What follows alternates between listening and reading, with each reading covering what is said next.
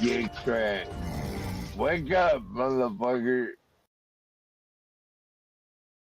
Better than expected when you look at the underlying numbers, but this Michigan number, all of them are pretty terrible. The University of Michigan sentiment falls to 67.8 from 71.1. The current conditions index 68.7 from 74, and expectations 67.3 from 69.3. So people are not at this point seeing a lot of strength in the economy, but they are seeing inflation. This is really, really interesting. The Michigan one-year inflation number jumps to 4.3%. Wow. That is a 1 percentage point gain in one-year inflation expectations over the January number. 5 to 10-year inflation goes up just a tick to 3.3 from 3.2. But these numbers, we'll have to go under the hood and see exactly where people were upset. But these numbers are not particularly good news for the Fed or for the administration.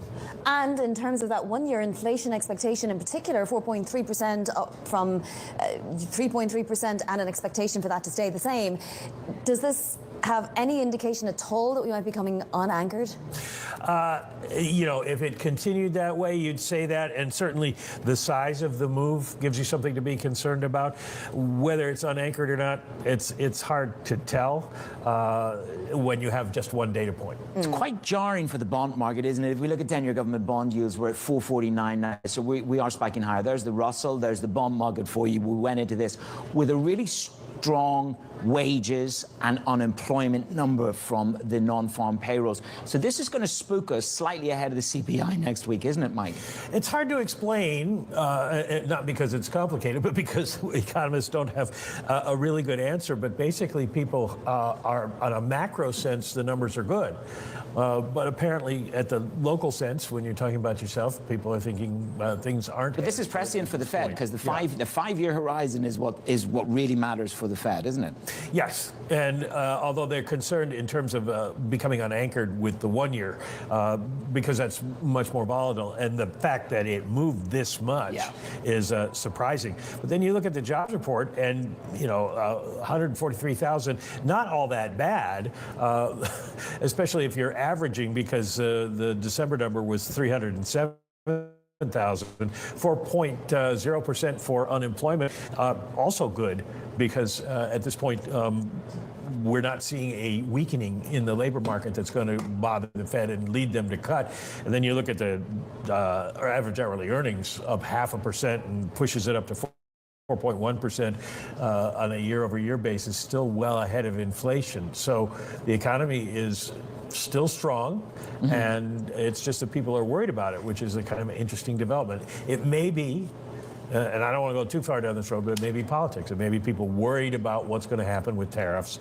It may be worried about the U.S. Maybe people worried about what's going to happen with tariffs, and maybe worried about the U.S. invading Greenland or something like that. Yes. But there is some concern.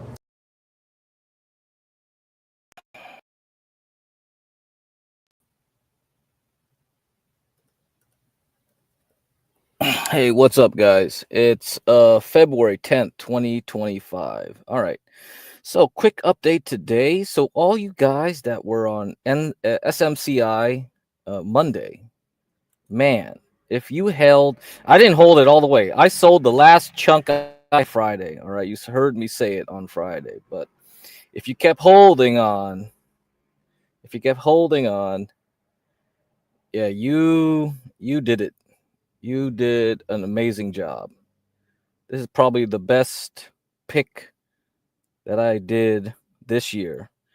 SMCI right here, right when it dipped here to $25.71, exactly on this purple support line that was set way back when, I think 2023 or 2022. And every day since that moment, we've been going up. Each day, up, and today, up 16%, touching all the way up to the 41.95 mark here. And this one's set by the bars in January 24, 2024, January 16th, 1 year ago. exactly. Ones here. Let's see. Send 2023. That's right. Yeah, that's it. Amazing. So every day we've been going up, and that's a full range of, wow, 64%. Wow. And if you did SMCX, that's what I was using, and you just did this whole 156% right there. Incredible. Incredible. Probably the best pick trade I've called this year, because this thing just went every day up, and you didn't need earnings. Earnings is tomorrow for SMCI. Tomorrow after the close. You didn't need earnings. This was all before earnings. You could just went all the way up. And for today's move, if you're going to ask me why did it do it, whatever, I didn't see any news. I didn't see nothing. Some upgrade on Nvidia. I'm not sure if that helped it. There's some AI news about OpenAI making custom chips. I would think that would hurt this stock. Yeah, I got no clue, because what I saw was here in the morning, probably about, looks like about 2 hours in. You see this huge volume on this 13-minute candle?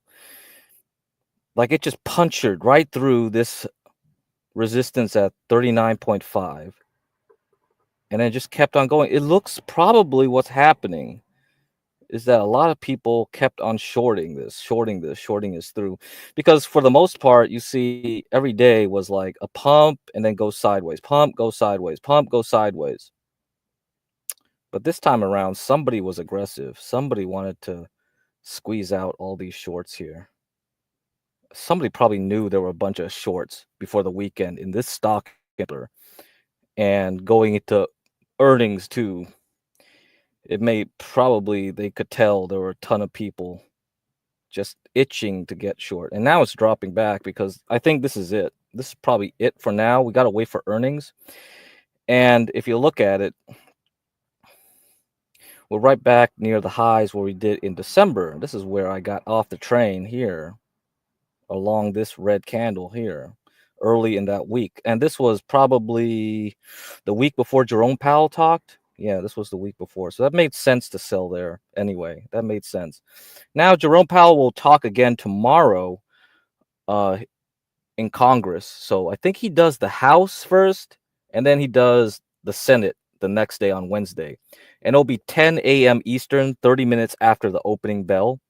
So you're going to have two of those, okay? So that's what we got to watch out today. Wednesday, we'll also have CPI coming out 8:30 in the morning, so an hour before the market opens, 8:30 Eastern.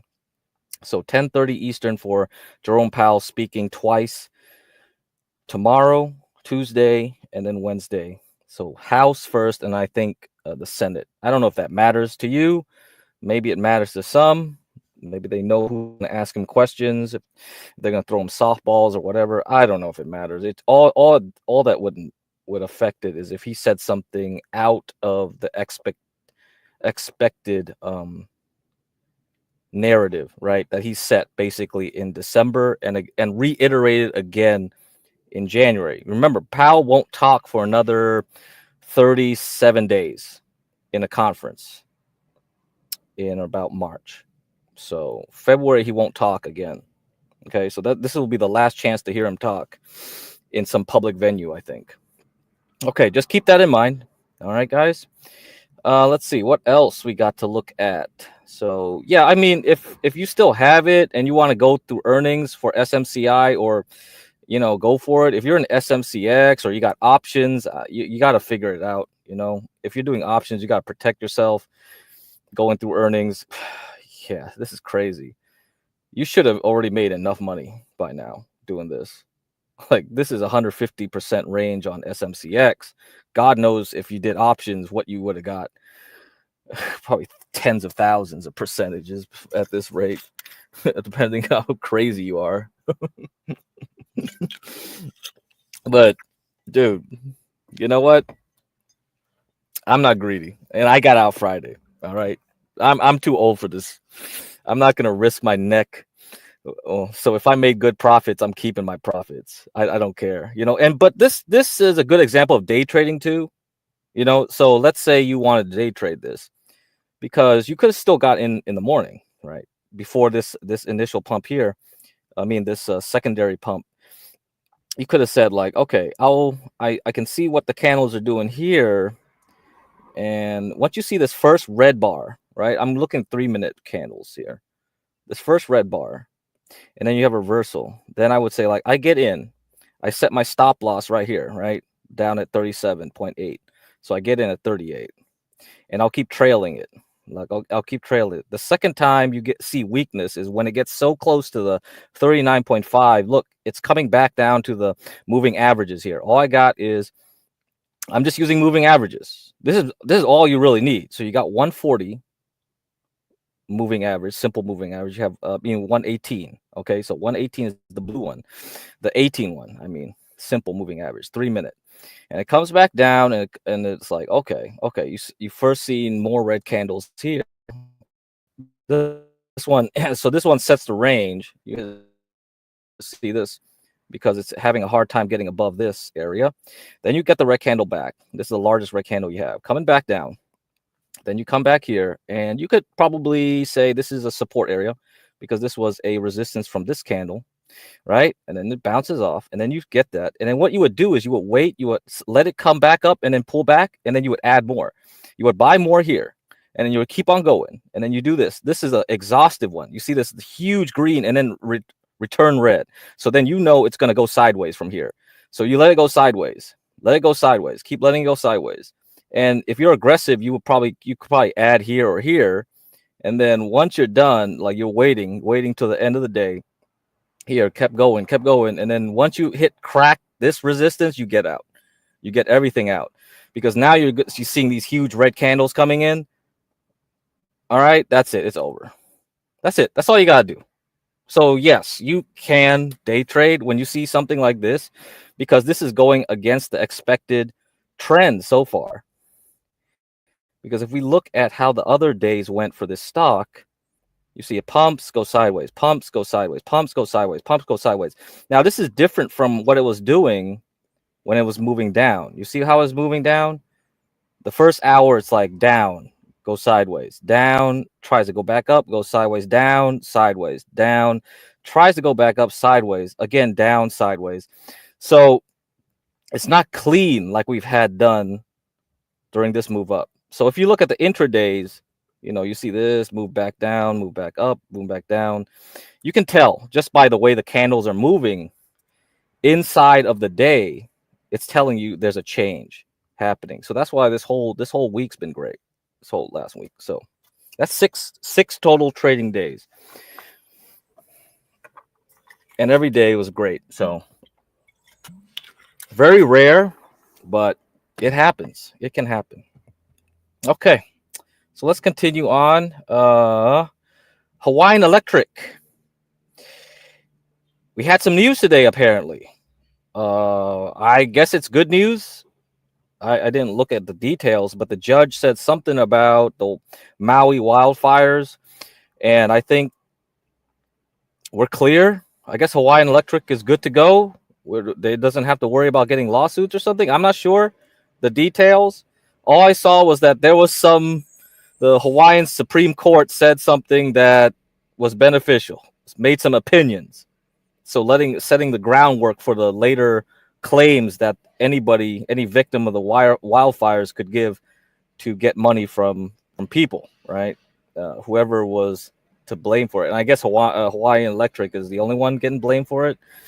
Could be some other entities, but I guess this is the main one. But hey, look at that. So if you just look at the chart itself, right? You can just look at the chart itself. I was hoping I could get it back at 7, but 8 was close enough. And then if you missed 8 and it went back up here to the 9.6 area, very important area. You see what it did.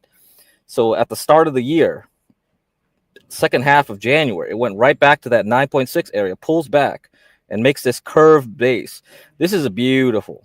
When you see it making a curved base going back to 9.6, then you know it's going to try to pop. Okay, and this is what it did right there. Exactly. It made a smaller base here, and now it's pushing up. So I bet you somebody knew what was going to happen, and they were already starting to aggressively buy because they kept this base going all month long. And then finally, the result is we're up 9%. Now that we're back above 9.6, what should we do? Should we add? Should we buy more? Yeah, right. You know, that's usually what I would do. I would look for a place to add more, because when you look at the weekly chart here, the next move is like this. This was the last time I was in Hawaiian Electric, when it went down to $7, $8 here, and it pushed back up into 17. And let me see how the long term, let me see. I got to go look at the monthly. All right, let me see how it goes. Let's see. Let's see if the monthly shows anything here. Yeah, not really, not too much. I guess when it IPO'd, it was around 7 anyway, so that's probably why I decided 7 was a good area to buy, because it has no history before 1986. Yeah, what's up, 12 man? So yeah, so this area was a great place to buy anyhow. Okay. Now we got it in. It's coming in at 9. It's going to 10. Is it going back up to 17? Let's see. Let's see. All right. So watching this one for this week. Let's see what's the next one to look at here. Okay. After the close. So we got 8 minutes till the close. You got to look at A-Lab. A-Lab was one of those stocks that got hit during the DeepSeek stuff. It's an IPO, though. It has barely any history, so it was hard for me to say much about this one, unlike CLS, right? So I'm going to watch what it does. I think this will be interesting to see. Just to hear what they say, too, is going to be good. The same thing with SMCI tomorrow. You got to hear what they say, because whatever SMCI says will probably affect what NVIDIA is going to do for the rest of the month. Because yeah, nobody knows what NVIDIA's results is until February 26th. All right, so you got a ways to go here to hear from them. And already now NVIDIA's back at 133, back in this channel area here. Okay, let's see. Yeah, midpoint of this channel. So it likes to hang around this area. You see that? It's like goes up and down. So it kind of goes between 125. 140, right? Yeah. So now we're back here. So that's perfect. That's a perfect space. Man, AST, I've heard of them. I don't know. I heard of them. I don't think I ever looked at it really carefully. AST, yeah. If you see something like this, that means it has very low liquidity. Yeah, unless you meant ASTS. I've heard of them for sure.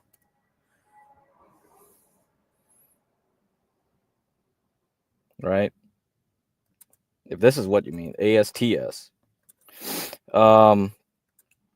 So this one, yeah, it's part of the space stock. Yeah, I put the lines here at 20. I don't know if space stuff is going anywhere. I'm kind of looking more into let's see, nuclear now, because nuclear LEU had earnings on Friday. It pumped, it held it. Today we got like another 4.6%. So this is the one I'm looking at. And then LTBR followed it on Friday. So it broke 10. But this one, you have a lot more room to go, because you have to still break 14 before you prove it to me that this thing is going to break out. So back to ASTS. Let's see. I don't know when the earnings for this one will be. Let's see. Late March. Ooh. Okay. Yeah, you got to get through March. That's bad. And like I said, March, I feel like it's going to be a bad month going into April. So these stocks, yeah, they're just good for trading. Like if you want to get in, you're going to get better prices in April. And I'm not even sure people care about they'll change their mind. You know, their moods. The market has moods. One day they're like, oh, every space stock is great, every quantum computing stock is great, and then they'll eventually forget about them until next year or something. That's just how it goes. So people are probably like, oh, energy stocks are garbage, energy stocks are garbage, and then they're gonna be like, oh, great, now we gotta get back into energy stocks. That's just how it is. That's how the stock market moves now. Yeah. And let me see what else. What else was in the space area? Rocket Lab. Rocket Lab. How's that one doing? Yeah, see, yeah, it's like once it broke, it's kind of just staying in this area here. So ASTS is kind of the same thing. You know, you're in this range. You see that? Yeah. You go up, you break the resistance, and then you fade back. You're breaking it again. It looks like it's ready to go. But I wonder, it's getting way too close to March now. Like you either gotta go, you gotta fly now, or forget it. That's my thinking. Yeah, so you got Rocket Lab, so RKLB, and then you had some other ones. Let's see. Let me check my other list here. You got Rocket Lab, RKLB, and Lunar, LUNR. This is Intuitive Machines. I just call it Lunar. Makes it easy for me to remember. You see, it broke that resistance. Now it's going to the no man's land, where it last was in 2023 here. It was a SPAC. Looks like it was a SPAC. And Planet Labs. Also, see. Yeah, here. Not much history, I think. We're going to have to be around this area. Yep. It's probably around this last big red bar here in 2021. Terrible time to do a SPAC. Wow, yeah. They all did it at terrible times.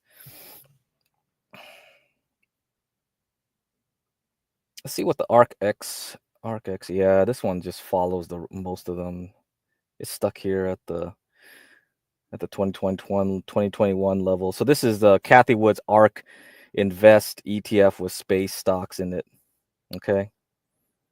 All right. Let's see what the quantum computing stocks are. They're not doing anything, I think. They're boring right now. Pretty boring. It's QUBT still at 8. QBTS still at 5.83. RGTI still at 12. IONQ 41. Yeah, so if they don't do nothing by March, yeah, they're going bye-bye too. They're going down. They're going back down. That's what I think. NNOX. Yeah, that's another one. The Israeli X-ray company. Oh man, it faded. Yeah, man. I was thinking this could be one that could go into the new year, but nope. It's not doing it. It's not doing it. TMC apparently is the garbage one that's going well into the New Year's. So 2 streams ago, I talked about this stock. Okay, they do underwater mining, not underwater basket weaving, underwater mining. And they're very optimistic about Trump and his administration giving them licensing to go deep water mining. So that's good. Maybe it'll break out of the $2 level finally. Okay, so stock has one level here at 290. Probably another level here. And then you have one here. Okay, at 0.8. So it usually goes around between $1 and $2. That's why I said in the 2 streams ago. And I've been waiting to see if this time it's not just going to drop back down to $1. If this time when it gets above 2, it's going to keep going. And I want to see it get back up to $10. Okay. And actually, long term, this could be another Palantir. This could be one of those things that will go further than just hanging around at $2, $3, $4 forever. And once it gets to 10, it'll go to 20, 30, 40, 50.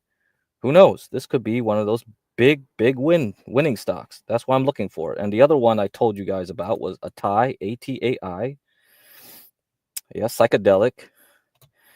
So ATAI had their DMT drug FDA approved or something like that, or they had positive test results or something. I don't know, one or the other. MNMD, this one had it back in February 24. So that's why it pumped here, because it had its FDA approval on its psychedelic drugs. They do mushrooms. So MNMD, ATI, great stuff. Yes, KC is the one. And, I don't put much money into that one because I don't understand it. It's a Chinese stock that doesn't follow China. It doesn't care, and it does way better than any other software cloud computing stock too. Like cloud and computing stocks are doing great right now. And I'm going to talk about one of them, MNMD, my MNDY, Monday.com. I don't know if you know Monday.com. They do some kind of planning software, planning a web service, something like that. Shit, I'm always out of the loop with these things, but I'm not really interested in this stock in particular, but I follow this stock. And the reason why, because they had earnings today, and the reason why I bring it up, MNDY, is because I'm actually interested in ASAN, Asana. Asana is the competitor. And if you look at it, this thing, it has a great range. When it trades, it's wild. It went from 25, so this was during COVID, right? Post-COVID, into 143. And then you had Jerome Powell kill the whole juiced up market, and we crashed right back to $11 from that 140 level. Now, I've been eyeing it because we did the double bottom here, because we tested this. Actually, we tested it multiple times here too, because you went from June 2024, tested again in September 2024, and then January 2023. You see this area is very important. And now we had December. You had earnings December 2nd, and it went up 50% almost. Once you see that change in character, boom, it's ready. This bad boy is ready. So I'm watching this one. Right? But like I said, I don't trust March. I don't trust April. I think this thing will try to get above 25 again, trap people, and it'll fall right back. It'll probably fall right back towards $17. And when it does that, that's the time you get back in. Then the market will recover in the summer, June, July, August, and that will be the time when it tries to get back above 30. And then hopefully after October into November and December, if those are good months, into January 2026, we'll see a pump up to 70. That's my guess. That's just my long-term guess. That's always doing. I keep reading that. Yes, John, that's OBS. That's why I thought. So there's a lot of settings on the OBS that concerns graphics card and processor usage. So yeah, that's the thing. You're gonna have to figure it out.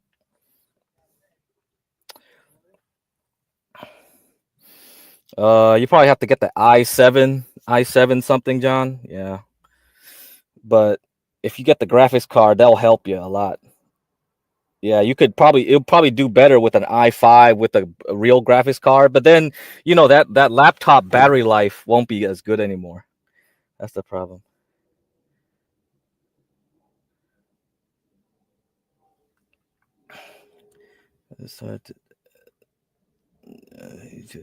No, I don't think. Yeah, I don't think stocks are too. I mean, because they're not like options, right? So futures futures is just a leveraged version of stocks, and then so it should have. Yeah, you shouldn't have to think differently. Compare the two. The only difference is that you don't have the benefit of open pretty much 23 hours a day, 5 days a week. That's the only problem. So the strategy would have to be where you have to pay attention to pre-market into the open, and then after the close you should look at overnight. So you can look at post-market overnight, and you can use the interactive brokers or Robinhood to see how they do. You don't need to trade overnight, but at least you can see where the sentiment is. So if there's a shift in sentiment, you can see it quickly between overnight and then pre-market into open. That's probably what you have to understand. Yeah, that's the difference there, right? And then you have to concern yourself with events. So when you do futures, like the broad indices, what Like, you don't have to worry too much about events except for Jerome Powell, what the yen is doing. Like, so basically central bank goofing off and doing something to the bond market that affects the whole futures and stock market. That's about it. But when you do companies, you have to remember, okay, which one has earnings at which date. You got to keep track of that. You have to make sure you're trading between the earnings. If you're trading into earnings, then you better use options to protect your ass. You know, I don't know. That's the annoying thing about stocks. Yeah, that's about it. That should be the easy thing. Yeah, gaming laptop is actually, yeah. If you don't care about battery life, go for it, John. Yeah, go for it. Gaming laptops. Anyhow, yeah. So that's why I got worried about earnings, right? So A Lab has earnings. Let's see. Oh, it's up 8%. Oh, now it's up 2%. Oh, now it's down 2%. Oh, great. You see? Yeah, that's why you don't like earnings. You never know what's gonna happen. Sometimes it works out, like Palantir pumps up 23% last week. Sometimes you get messed up and it drops 23%. Then you're like, what the hell? I have a gap down. WGS is up 14% today. Oh, man, I don't know. I haven't. That stock is crazy. I wasn't gonna talk about it today, but since I have it here, ooh, man, it could be okay. I'll have to remind myself to talk about it tomorrow. That thing is probably gonna be on fire because in WGS, if you don't know, this is GeneDX, GENEDX. That's the company name. The ticker symbol is WGS. So if you remember, was it Ancestry.com and 23andMe and all that? These guys actually, when they do the testing for genomics, they actually use useful things for it. And this was a killer stock because it killed a lot of people who got in at the top of the biotech sector earnings. So if I went XBI here, I'll show you. Ooh, my bad. I didn't want to do that. XBI. Yeah, you see this? Yeah, so the peak of the whole biotech sector was just the right time to kill this one because it IPO'd late 2020 and it just sank right down. But the way it recovered is quite good. And I played a video with the CEO talking some time ago, and I'll see if I can find anything else about it. But I don't know too much about the fundamentals of this company, you know. So if you go to like logarithmic scale, you see like it's crazy. Like you go from like $800 to $1 and then shoot back up to 100. I've never seen a stock like this. Like so perfect. Like straight line down, straight line up. Pretty much it's a straight line. I've never seen something like this crazy, like act like that. Wow. Carvana never looked this good. This is insanity right here. So if you were, I mean, I don't think Carvana took 2 years to go up 6,000%. This thing just took like about just over a year. Crazy, man. Come on. Never seen anything. So I'm watching this. We have 2 more weeks in February. Maybe it can shoot up to 150 before crashing back down. I don't know. Okay, I gotta pay attention since it went up 14% today. Yeah, okay, I'll pay attention to it now. All right. WGS. Okay, yeah. See what else we got. We got the 2 Chinese stocks. Hims. Okay, Hims. I said, I pretty much got out last week on this one because I said it was the top around here, and I showed some DeMark indicator stuff that showed it was the top. And it projected about $45. That's where the top would be. So we've been banging the head to it. So it's been banging its head towards that ceiling several times already. Close enough here last Wednesday. I mean, and then again on Friday and today. No, not really. But okay, yeah, it's trying to, and it had a Super Bowl ad. So let me play this. I haven't watched this myself. Here, let's see. Let's see what we got. I don't know what they talk about. Are they talk about like boner pills, or they talk about the Ozempic diet pill stuff? Let's see. Telehealth provider Hims & Hers Health airing its first Super Bowl ad last night, but not without some controversy. Brandon Gomez is here to explain all of that. Brandon? Hey, Scott, good morning. Yeah, no shortage of flashy ads last night. And if you didn't catch what we're talking about, take a look.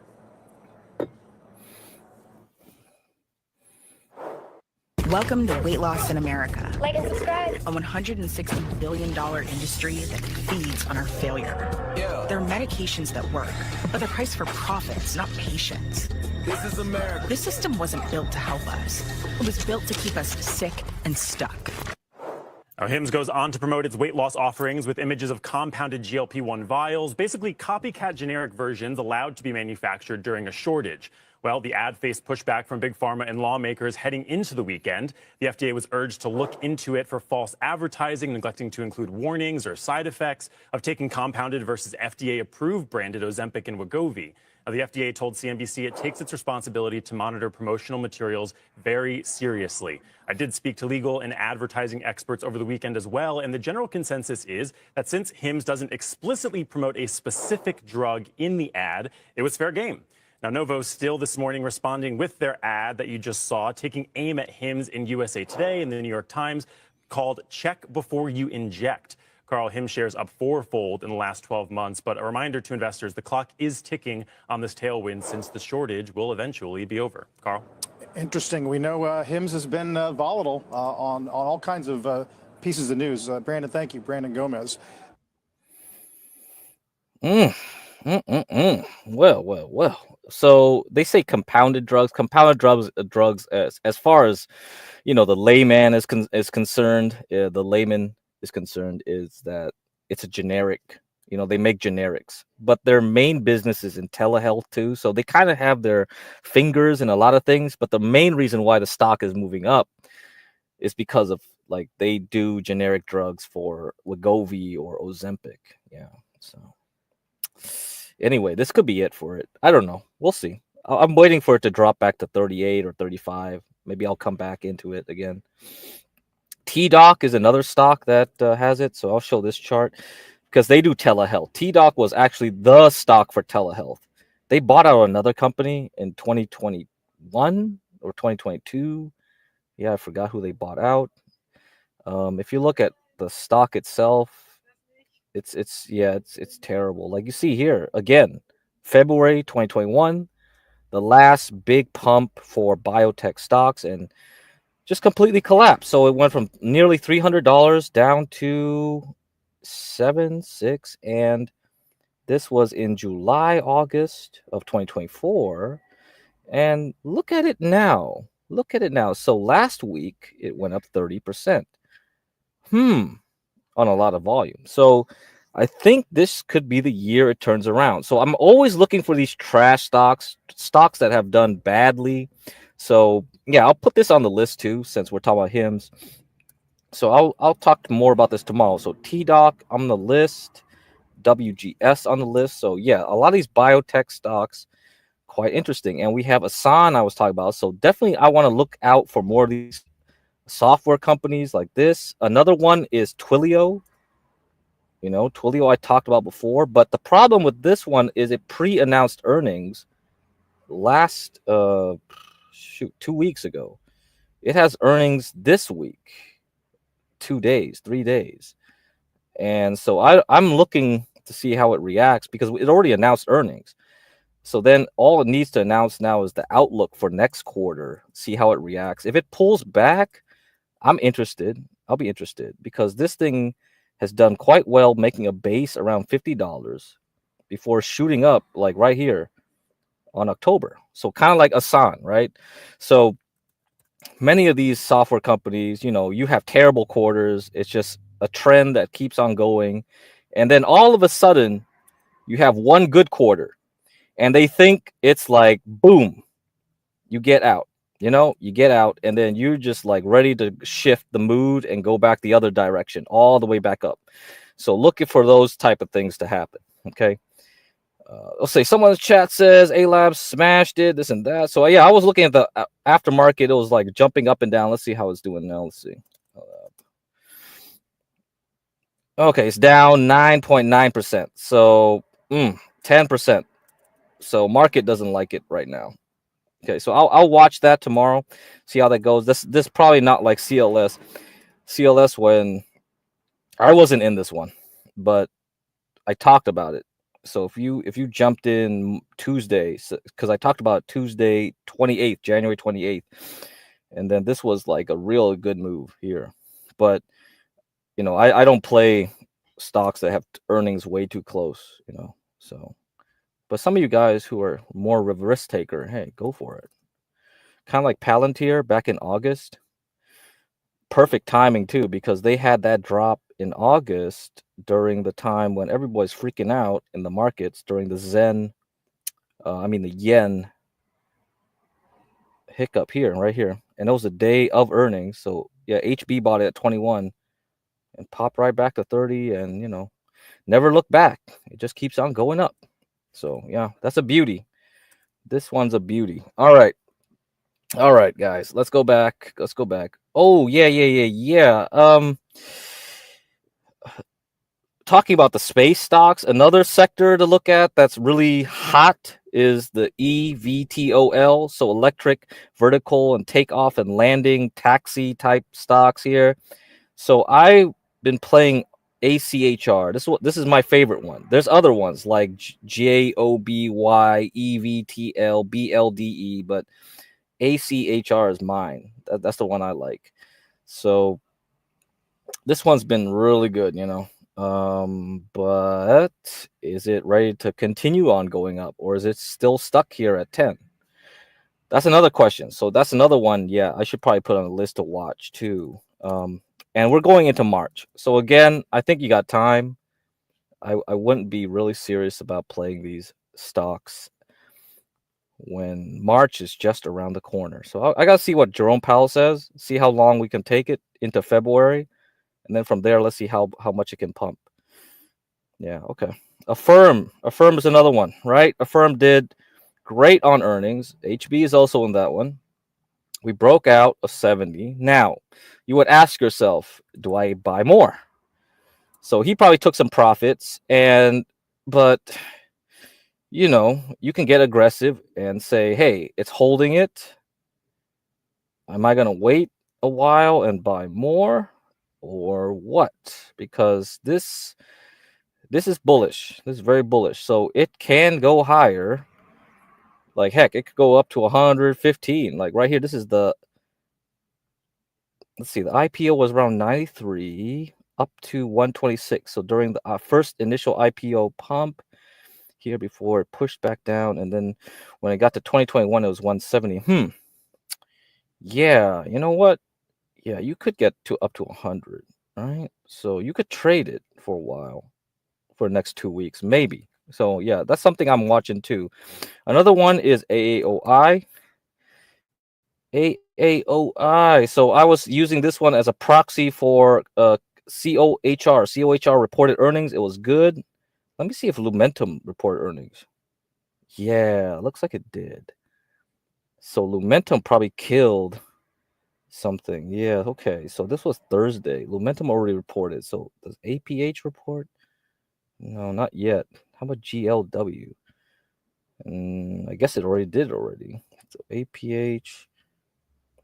Okay, so I guess there's nothing left. So AAOI is the only one left. And this one reports on Wednesday, February 26th. So we got quite a while, right? So I think, so I'm still holding this one. So I told you guys about last week about AAOI. I said like, okay, if the COHR did well, get in here. So I got in at 28, hold this sucker until you get to 40 about. So 37 here, that's the resistance area. So get into that. So you can get from there to there. That's good. That's 30%, right? If you can get to 40. Now, the other one is DNA. That's another one I talked about last time. And I only did a quick trade once it broke out of 13, got to 16, got out. And then the next day, it just gave it all back. That sucked. But Friday, okay, it's trying to hold. Today it went a little bit lower, right? It went down to 12.8 something. It closed at 13.5. Important. So tomorrow, if I see this thing holding it and try to get back to 16, jump back into DNA. So this one does like genetic stuff, but it's kind of in the fertilizer type of business too. So that's why it's very interesting. So this is Ginkgo Bioworks. So it kind of has that. You have the genetic part of it. So it has the high tech stuff with the genetics.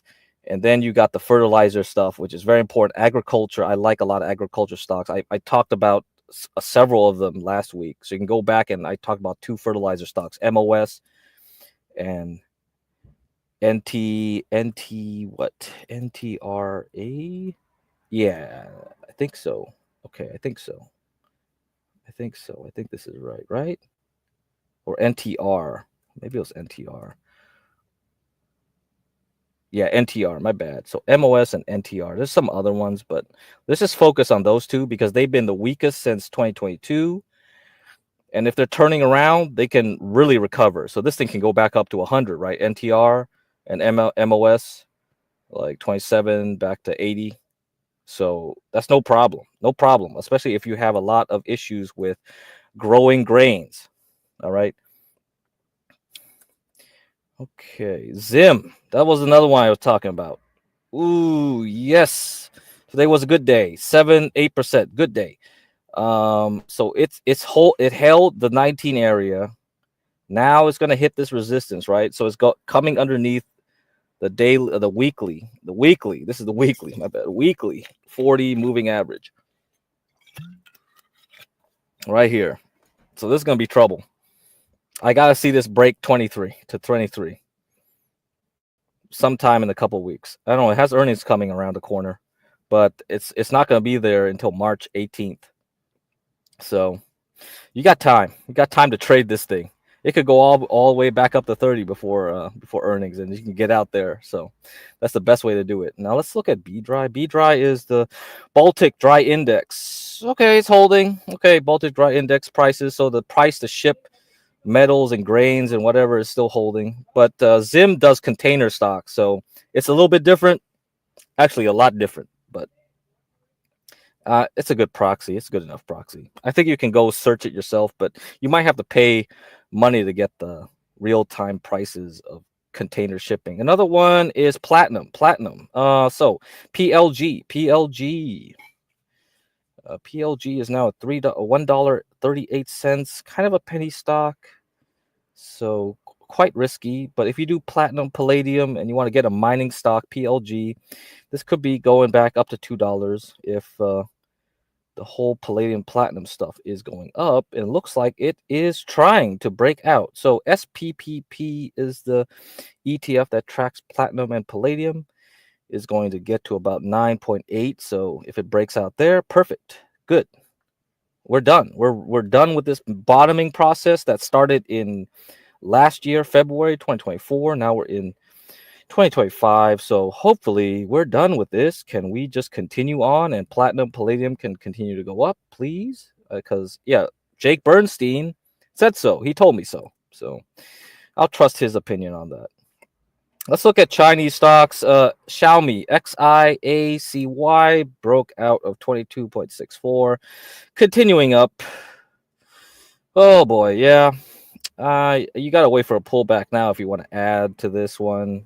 It's probably the best performing Chinese stock. It's the only one that made any sense to hold, really. BYDDY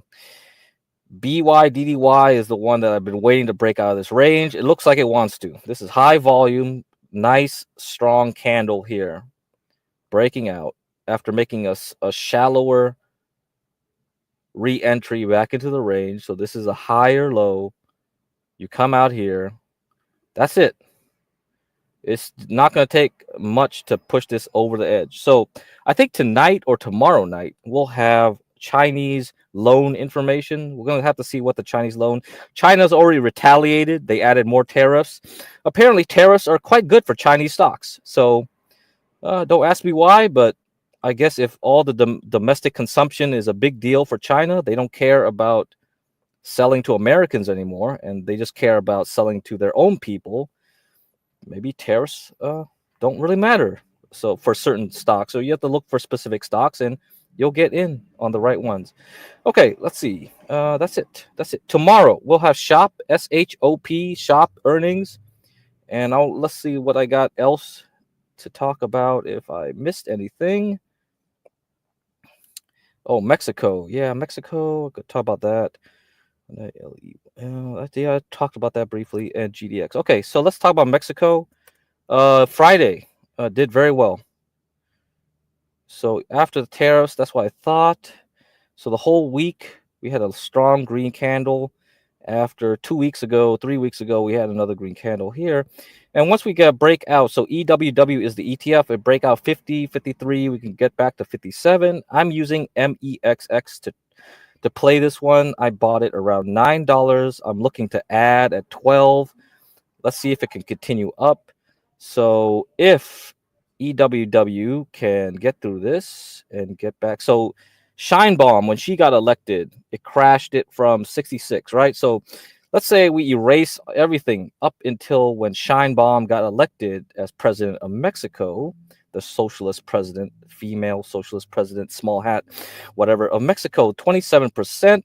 So if I do MEXX, that's 3x leverage of that. So 60%, let's say I'm lucky, I'll get 60, 70%. Let's say I get 70%. I can get up to 19. Okay, so maybe I'll get that. Okay, hopefully I can get to 20. So I'll get another 100% off of that trade. All right, guys, good. And then the last one, I said GDX, talk about gold. GDX has hit my target. So this is a gold mining ETF. We've hit the boundary here. So we undercut, went below 36.9, went back up through it, and now we're at 41.88 again, where we were in October 2024. Okay, so this one we got to watch. I don't know if it's going to continue. I feel like it's going to try to get back up, but it's going to go back down. So we're going to be stuck here until April, and then we'll try again. So that's somebody asked me about gold like yesterday when I was calling in on John's show. So yeah, they asked about gold and silver. I said short term, and this is a bad time to get in. You should have been in at the end of the year. Now it's time to think about being aggressive on your trade, because it could pump really nicely, but you're planning your exit. So I'm in EXK, like right here from $3.38 about. So when it's got close to the $3.30 area, and now it's at 4 again. So I'm going to add, probably see if it get back up to 5, and then try to jump out again. I'm done with that. Okay. KGC, I talked about, very good, pretty good. It's above 10.76. And I also mentioned AGI and AEM. This is what Samantha LeDuc, that's what she's looking at. And they're all similar, right? These are the best of the gold mining stocks. So AEM, AGI, KGC. So these are the best ones. So if you're looking for it, but at this point, you're just looking to get out or being aggressive and doing a quick trade up. But so this is just for scalping. If you're looking for anything longer, you're too late. You gotta be prepared for March. So again, same thing with the stocks. Prepare for yourself for March. Something's gonna happen in March. All the cycles show it. Everything else shows it. I'll play the cycle stuff because the foundation of the study of cycles, they had like a presentation on gold again today. So I'll play that tomorrow for you guys, so you can see where it's going to be. But somewhere around March, early March and late February, something's going to happen to gold where you have to worry about. Okay, so this, and usually commodities, when you look at commodities, they make a huge move up and they make a quick reversal down. So if it's a serious false breakout, all right, that's what you want. You want to catch that big move and you trade that and you just get out. Okay. And if you want to short, yeah, when we get to that point, yeah, I could tell you how to short gold and all that if you want to do that. All right, done with that. I think I covered everything I need to cover, all the tickers. Good luck. Good luck to you all. I don't see anything else interesting this week, but I'll keep on the lookout. I'll have to go and tune up my scanners and see what's up. See how A Lab's doing now. Let me see. Let me use the Robinhood to see how A Lab's doing. Because it was down like nearly 10%. Oh man. Oh, now it's up 2%. Okay, this is crazy. Okay, now it's up 2%. Okay, watch A Lab tomorrow. I have no clue then. That means everyone's confused about what it should do. So it's going to be interesting tomorrow when it opens, pre-market to open. Watch A Lab, ALAB, okay? And we'll see how it goes. If it's worth trading. I mean, I'm not personally might not do it, but you might as well look at it in the morning. Could be a good day trade at least. What else? LSCC is another semiconductor that reported earnings today, right? Oh, it's up 11%. Okay, good. Okay, let me see. I haven't looked at LSCC in a long time. Okay. Yeah, this chart's terrible. Wow. Since November 2021, it's been Oof, yeah. No wonder I haven't looked at this. It's just stuck in this weird range, like ugly range. It's not even a clean looking range, too. So, yeah, no wonder. Yeah, I'm not interested. Let me see. I think VST or VRT is going to report earnings. Okay, let me see. So Shopify is tomorrow morning. I know that. Yeah, VRT reports. Okay, VRT reports. VRT reports Wednesday morning. Okay, let's see how that one's doing. So it recovered from that DeepSeek thing. Okay, it's the same issue as yeah. Okay, all right. I don't know. Maybe something will happen on Wednesday. All right, keep that in mind. Okay, so I'll show you guys the calendar. Let me show you the calendar. Let's see what else is going on. But all the main, the main earnings are done. You don't need to worry too much about it. All right. Don't need to worry about too much about it. All right. So, okay, let's see. Super Micro SMCI Tuesday, as we all know. So hopefully you got a lot of money from that, from trading it last Monday. Great. DoorDash, Upstart, UPST, another one that I like looking at too. BP, oh man, BP is a terrible gas and energy company. Oh man, Humana, yeah, okay, health insurance basically. Gold, GOLD, Barracks, so they'll report. Probably the first major gold mining to report. KGC, I mentioned that already. They report after the close on Wednesday. Let's see how that goes. ALB is a big mining stock, a lot of lithium and other metals. And John Deere, another favorite of mine too. DE, I don't know, maybe they'll finally continue up. CyberArk, good cyber security company, CYBR, yeah, they'll report on Thursday. So yeah, there's a lot of ones coming up. Yeah, Reddit, famous one, RDDT on Wednesday. Twilio, I talked about TWLO. I'm waiting to see what they say too. You got Coinbase, you got DraftKings. DraftKings definitely after the Super Bowl. I don't know. People are definitely going to be gambling on that stock. Applied Materials, another semiconductor stock, AMAT. Airbnb, ABNB. So all of those on Thursday. Okay. Duke Energy is another good company too. DUK. I haven't really paid too much attention. Let's see how that goes. Enbridge, yeah, ENB, another one, energy company. So yep. So yeah, okay, there's some that to watch. Cisco used to be an important stock to look at. Reports on Wednesday. You got Hood. Reports on Wednesday. HOOD. Yeah, GILD, Gilead is a famous pharmaceutical. I don't play pharmaceutical stocks though, so not much anyway. ET, definitely a natural gas stock. Got to watch that one. ET reports on Tuesday. So there's some, but as far as like the big tech ones, they're pretty much done. Do boozed wine and tampon futures go up in the spring when 12th step can come out of the house? Tampons. Oh, okay. Yeah, I don't know. I've talked about the makeup beauty supplies. So there was a lot of them reporting last week. So apparently it's not good. At least not good for beauty supply. Yeah, we'll have to see if boxed wine and tampons are a good leading indicator, but I doubt it. They're consumer staples, I think. Those are consumer staple stocks, anyhow. Yeah, McDonald's reported today. I don't think anything surprising happened there, did it? Did anything happen in McDonald's? Mickey D's? Come on.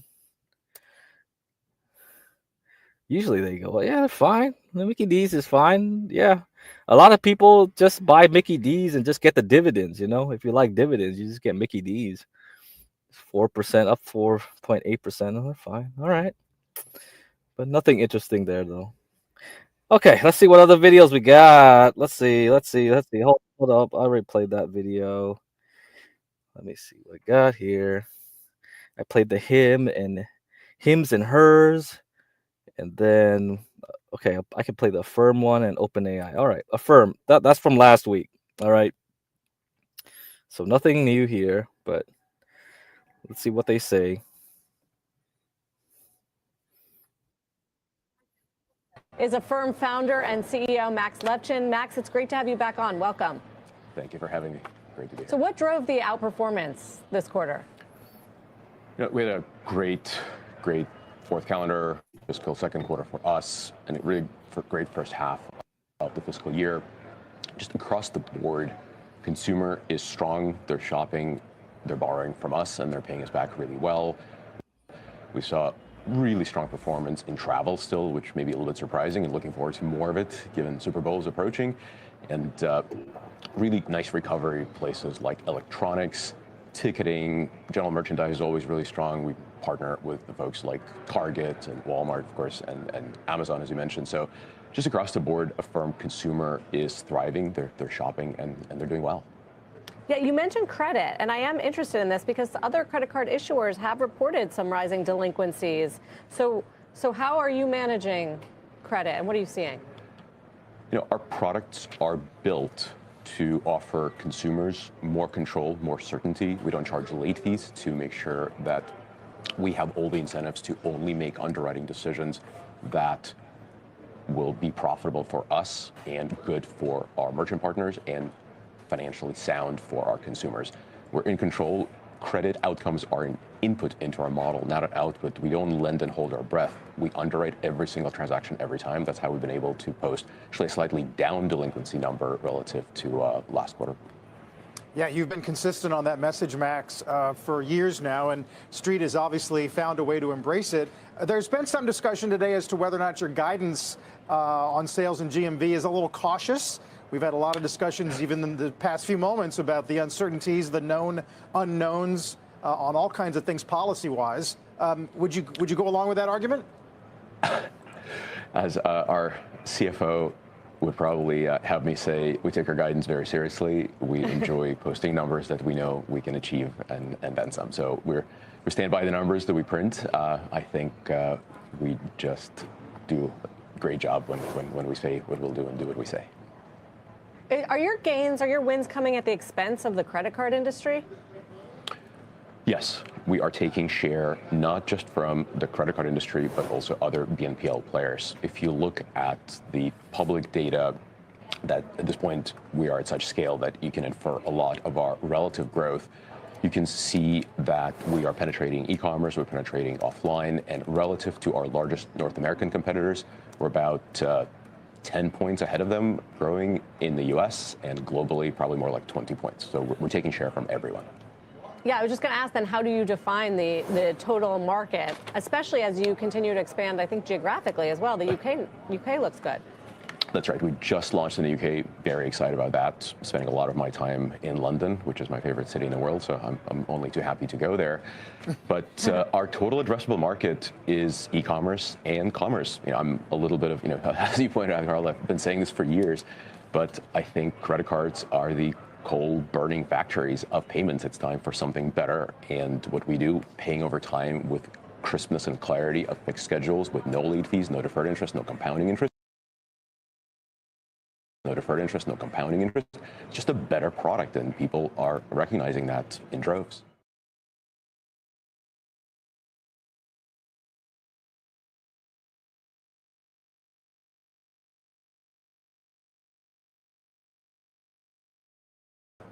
Welcome back. OpenAI now reportedly getting closer to developing its own custom AI chip. Reuters reporting that it plans to finalize the design in the next few months. Deirdre Bosa has more on that news for today's Tech Check. Hey, Dee.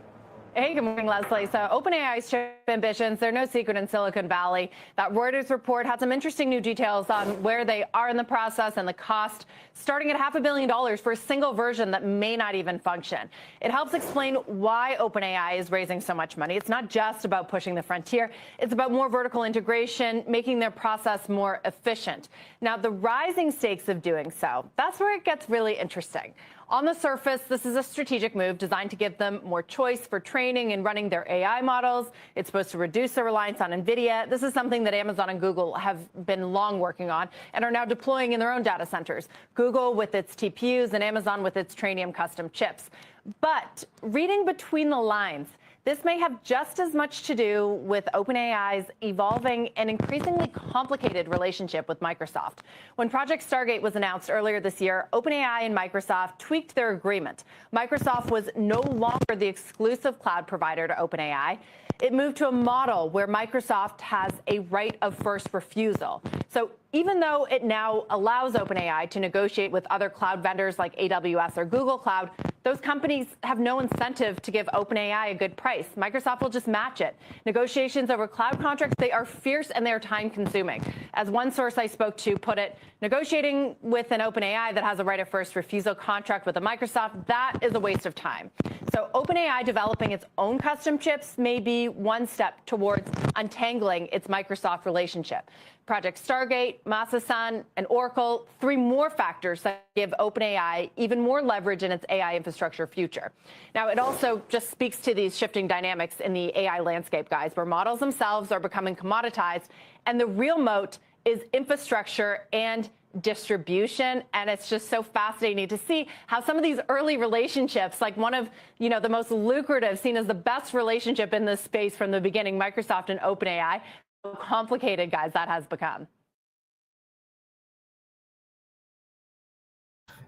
Ignorant. It was me chatting. It's in John. It wasn't John. That's me, man.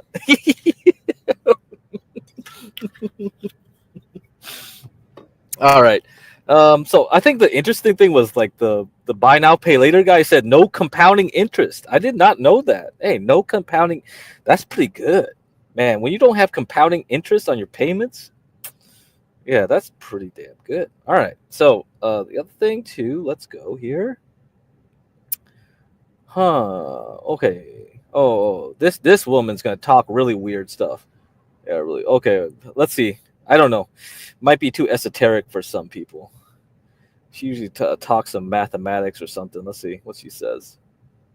It's now on the markets. Amy Wu Silverman, RBC Capital Markets, head of derivatives strategy. Amy, great to see you this morning. We were just talking about how, broadly speaking, the market has been resilient, but kind of churning as it rotates around and tries to digest a lot of these issues, suppressing, index level volatility. How are investors kind of treating this setup, and how does it play into what you think volatility might become? Look, I think this year is going to be interesting. We've kind of joked that this is a paddling duck market, right? You get that calm and smooth duck on the surface, but those little feet are violently paddling underneath, and that's kind of the rotation you're seeing, which to some degree suppresses index level volatility. If you think back this week, we didn't actually hit a close-to-close VIX over 20, which is kind of your psychological barrier. I think that's fascinating because anyone we speak to would probably say they felt like there was more volatility. There certainly was more intraday volatility. But, my one key takeaway is volatility can go a lot higher because if you do get that correlation picking up, things starting to co-move together, in particular with macro news, we certainly have a long way to go. And you can see that, back to 2018 when we had our last trade war. For sure. 2018 obviously was pretty eventful, but it was preceded by a very long period of time in 2017. We had low volatility. The market was just kind of stair-stepping higher.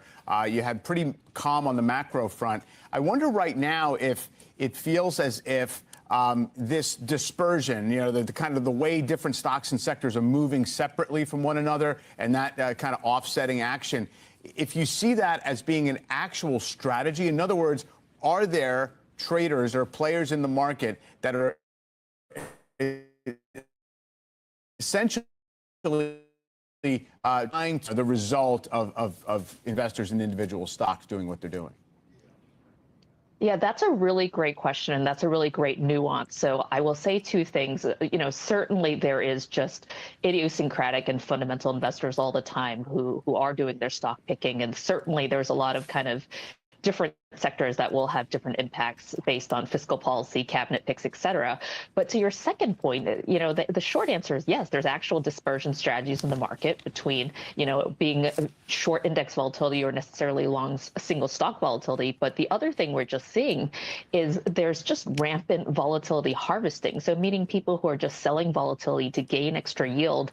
And that's been a culprit. I will say people like to blame that for some of the index level volatility suppression we've seen. If you just look at the growth of notional volatility, the ETFs that are shorting all these things, but you get one big pothole that really could flip like a switch. And that's what I think folks are kind of angsty about this year, in particular after two 20% plus S&P years. Right. And how does the pretty aggressive flow from retail traders in certain parts of this market? I mean, you can observe it in individual stocks. You can observe it in the aggregate options trading data. How does that play into all of this, whether it's people kind of, trying to ride it or maybe play against it? Yeah. So watching the retail flow has been fascinating because while institutional investors, I would say to some degree, were relatively long, were actually picking up on hedging. You saw a lot of retail buying the dip. It's almost the same mentality we've had since post-COVID to not only buy the dip, but to also be long call options. To some degree in this market, that has been beneficial because it's sort of, you have a long buyer on one side and short volatility on the other. But, the other thing that we're seeing is the tenors that retail investors are going to are also getting shorter, and that's also creating some structural changes in our market. So for instance, going into 0 day to expiry options versus going to tenors that used to be 1 month to 3 months long has really changed the structure of our market. There's barely a dip to buy. I mean, there was a 5% dip for about 5 minutes. For a hot second, right? and then it went away. Yeah. Uh-oh, that doesn't sound good. Retail be going aggressive on buying them dips. Okay, so watch out. I'm definitely going to tell you guys. So my prediction was, if you went back to my old video, I'll replay it when the time gets close. I said, February, we're going to have a big pump. And then March to April, we'll have a big dump. All right? That's my prediction. I don't like doing this crystal ball shit, but if you wanted me to tell you a prediction, that was my prediction. So that's why I'm kind of getting nervous here. And like I said at the beginning of the year, this is a terrible time to be an investor. If you were investing, you kept and you held for the last 2 to 3 months. You went nowhere, essentially. Your stocks have basically went down, went back up, and you're essentially flat. But if you traded, it's been great. Especially going long since January 13th. Beautiful. There's a lot of opportunity there. A lot of stocks have moved up 50, 60, 70, 80 to 100%, right? All right. And that's just by stock price. All right, let's go to the next one. Let's go to the next video. Energy Secretary. Okay, let's see what the Energy Secretary has to say. Let's see what our Energy Secretary got to say. We'll move on from that, get to the topical issues, price of oil. The president says, drill, baby, drill. You're a guy that ran a fracking company. How do we balance out bringing down the price of gasoline, adding to U.S. production, but yet not destroying the oil and gas investments as well that the CNBC audience talks about and looks at every day? Yeah, of course, it's a business, and prices are dictated by supply and demand. But we've had 4 years of an administration that's done everything it could to raise the cost to produce a barrel of oil. We're not sure if you can get a permit, to drill here, or it's going to take 18 months. You've got uncertainty. You've got to build pipelines or gathering lines to move that product to market. Well, we're not sure if you can do that. You got to do another study, another this. So when you add the costs, of course, you hurt the economics. Now we're going to have a more efficient operating environment. I think we're going to see some efficiencies from scale, some efficiencies from certainty, and more credible capital markets. We've tried to starve the oil and gas industry globally, somehow thinking that's going to help climate change. There's been a lot of nonsense, and I think the agenda of this administration, this president, is to bring back common sense. Can we have lower oil and gas prices and still have stocks that are not much lower than they are right now? Oh, absolutely. If you lower the cost of operations, there's a lot of fat in the cost of operations. If you lower the cost of operations, that's going to flow through to lower prices, but not necessarily lower profits. And that margin, you think, can remain steady and thus hold up, because you are the CEO of a publicly, or were, of a publicly traded company, and on the board, which you have now left, of another publicly traded company. Absolutely. And look, it's capitalism in businesses driven by profit motives that have driven innovation, that have driven efficiency, and driven improvements in our system. And that's exactly what we want going forward in nuclear, in natural gas, in oil, in geothermal, whatever it is. Sarah and David and Carl, right before we came to this interview, talking about tariffs and the impact they were showing. Elf Beauty, stock down 25%. We know there's a pause on the potential Canada tariffs. 4.4 million barrels a day we bring in from Canada on average. Much of that going to where you're from, the Rocky Mountain, the Denver area, the upper Midwest. What is your view on potential 10% tariffs? What, if it does happen, what is going to happen to U.S. oil and gasoline prices? Well, look, obviously the Canadian energy system is built integrated with the United States energy system. Those pipelines come to U.S. refineries that are tuned to refine that heavier, more viscous crude that Canada produces. I don't think we're going to see that change. As the president has said, this is a drug war. This is about concerns and security at our border. This is to get everyone's attention and focus on how can we reduce criminals and fentanyl and drugs that are a threat to American security coming in our borders. I think things are moving in a productive direction. So you don't, it doesn't sound like you think that tariffs would ultimately occur. I don't know what the future will bring there, but I know we've got very productive dialogues right now, and we're going to see a reduction in criminal activity coming across our borders. Because I'm sure you have many friends in Canada, as do I, and you know they're angry about this. They're saying, well, you know what? If they want to tariff our oil, let's just ship it to Vancouver, and we're going to sell it overseas. I would call that the nuclear option. Do you see anything like that occurring if the tariffs were to occur, Mr. Secretary? It's hard to build new pipeline capacity. Canada does have a West Coast pipeline, which is running today and exporting oil to Asia, but that's 10% or less than 10% of Canadian oil production. Yeah. But look, this president is aggressive. He doesn't like the status quo. He wants to change things and improve things. We had a lot of noise and sound and fury last time he was president about tariffs and inflation. Inflation averaged less than 2% in the 4 years he was president. Yeah. His agenda is to lower prices lives. I don't see any lower prices and better American lives. I don't see any reason to believe that's not going to happen. Right, drill, baby, drill. So I'm quite bullish on natural gas. Natural gas is my thing. So there's going to be a lot of stocks we got to come over again. Okay. ET, LNG, what's other ones? There's a ton. So we can go back to that. So, you know, Diwali. The most boring things is how to make the most money in the most efficient way, Diwali. So if you did SMCI, you're up 60, 70%. If you did SMCX since Monday, since I said to buy on Monday, you're up 150. I didn't go all the way. All right. I sold bit by bit. All right. As we went up the little water spout. And, you know, this was my last sell.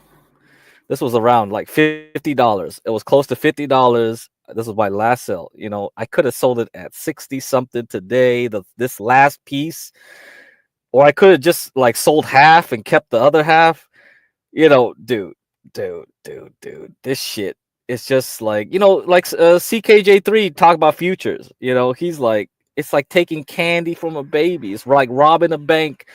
It's just, damn. Once you have a strategy on how to play stocks, fuck, it's just always that way. It's always that way. And you gotta be patient too. That's the other thing. Yeah. think a lot of people got to be patient when they're trading. So that's also an issue. When I was talking to HB on Friday, yeah, he mentioned that. It's like, yeah, that's true. Yeah, if you're not patient, yeah, you're gonna be in big trouble. All right, we got another video on AI. See what this one's about. Some other crap about AI, man. There's always something about AI. Oh, SoftBank. Okay, here we are. Argument that sort of says, well, maybe they're all going to be very similar in what they can do, and therefore they'll be commoditized. But we can tell you right now, SoftBank doesn't see it that way, because I can confirm that they are in the final stages, very close to finalizing what is going to be a $40 billion investment in OpenAI. Now, there had been previous reporting on this that OpenAI was looking to raise as much as $40 billion, although not all of it would be directly from SoftBank. But the plan right now is $40 billion primary investment, $260 billion pre-money valuation. They'll pay this money into OpenAI over the next 12 to 24 months. My understanding is it will be as soon as this spring that the first payment is made. And there is the opportunity for SoftBank to syndicate as much as $10 billion of the $40 billion. Obviously, OpenAI is going to have to agree with them as to who would be the buyers of that. $300 billion is the post-money valuation on OpenAI under this. And, of course, it would make SoftBank conceivably their most important investor. My understanding is they want to get to as much as 15% of the company. That would exceed Microsoft's ownership. Now, it gets complex because, if you recall, OpenAI still is a not-for-profit. It is in this transition mode. Unclear exactly how long that's going to take from not-for-profit to profit. And so your cap tables, as you say, are kind of all over the place. You were capped in terms of how much profit you could have under the previous administration. There's sort of a waterfall. It gets kind of complicated. What's not complicated is the idea that that man there to the right of Sam Altman, who's at the podium, Masa, he wants in here in a big way, guys. And this is clearly going to be one of the key investments that SoftBank makes. Some will question, well, where's the money going to come from? Are they going to have to sell some ARM? Or are they going to have to sell perhaps some of the $18 billion or so that they own in T-Mobile still? Although my understanding is they also have a balance sheet that does allow them to take on more debt. And debt in Japan is pretty cheap. And he's raised money before from partners like the Saudis, Correct. for instance. Private investment fund, of course, as well. I don't think that's part of this. This is SoftBank money. This is not Vision Fund money or anything like that. That's fully. This is a SoftBank. But it definitely is going to be part allocation. of the $500 billion that he promised Donald Trump as the president he would invest in America in AI when he came out. Remember, Trump asked him in the news conference to double it to $1 trillion. I think. No. It was $100 billion, and he said and Trump said $200 billion. Right. The $500 billion is what Stargate is going to potentially spend. Excuse me. There's so many hundreds of billions. Yes. So it's and OpenAI obviously a part of Stargate along with Oracle and SoftBank. And this is a very significant influx of cash for OpenAI and validating their own market value at this point. A private company, of course, and as I said, not even a for-profit company as yet. Carl, in the wake of this DeepSeek news that seems to be fading, but has certainly had an impact at the very least on shares of NVIDIA still, which have been creeping back. Yeah, we continue to keep track of the CapEx revisions. Microsoft was now up 4, Amazon up 22, Google up 30, Meta up 18. And Jassy said last night, he's like, never have we seen an instance where technology gets cheaper and the overall spend decreases. It just doesn't happen. No. Whether you want to call that a Pareto optimum or Devon's paradox, a lot of economic theory working behind this dynamic right now. They're all in, and they all see the opportunity there as being as big, if not bigger than what it was with the internet, and you're not going to see anybody back off, it would appear. Right. And for Amazon, I think, the analyst, at least that I'm reading this morning, seemed to see a straight line between that and the payoff that an Amazon would get in terms of profitability and growth around AWS, the cloud business, but also the retail business. The North American retail operating income margins were all-time high of 8%, faster delivery speeds, for instance. The retail business continues to be healthy, and analysts are excited about the potential of all the spending around Gen AI and how that will give them an edge there when it comes to efficiencies. What's interesting, we've gotten the hyperscalers on the tape. The names that David's alluding to, the Dells, the Marvells, the Broadcoms, those are all still on the come next couple of weeks. Yes. So we'll see how much of this is filtering down, at least to their forecasts for the year. You know, there is this potentially this change in terms of, well, maybe you don't need quite as much compute power for training, and obviously training is sort of coming off to a certain extent. They've kind of run out of data. They're now talking about synthetic data to help train these models. But inference is where it's all at. I mean, think about the 0.3 model that's out from OpenAI, back to them as well. And what you're going to need in terms of compute power for that seems to be unaffected. Take a listen to Jassy on the call last night, where he was talking about sort of some of the assumptions that have been made over the last couple of weeks after DeepSeek.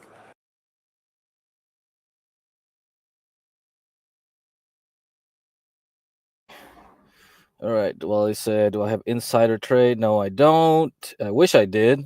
I would have held all my positions, didn't sell anything, went from the bottom all the way to the top today. I mean, like, I just sold bit by bit into Friday, man. Otherwise, I would have got that whole range, bro. Insider trading probably wouldn't have helped anyway. You probably have to have quantitative analysis and all this stuff. So I don't have that level of information, nor do I have a team of PhD mathematicians working for me doing that stuff. And correct, do you know how a stock market trade? An accountant and a lawyer decide to gamble. So in today's world, it's all about math. So it's mostly the mathematicians that analyze all the flows that go in and out of the options market and how it affects the normal stock market.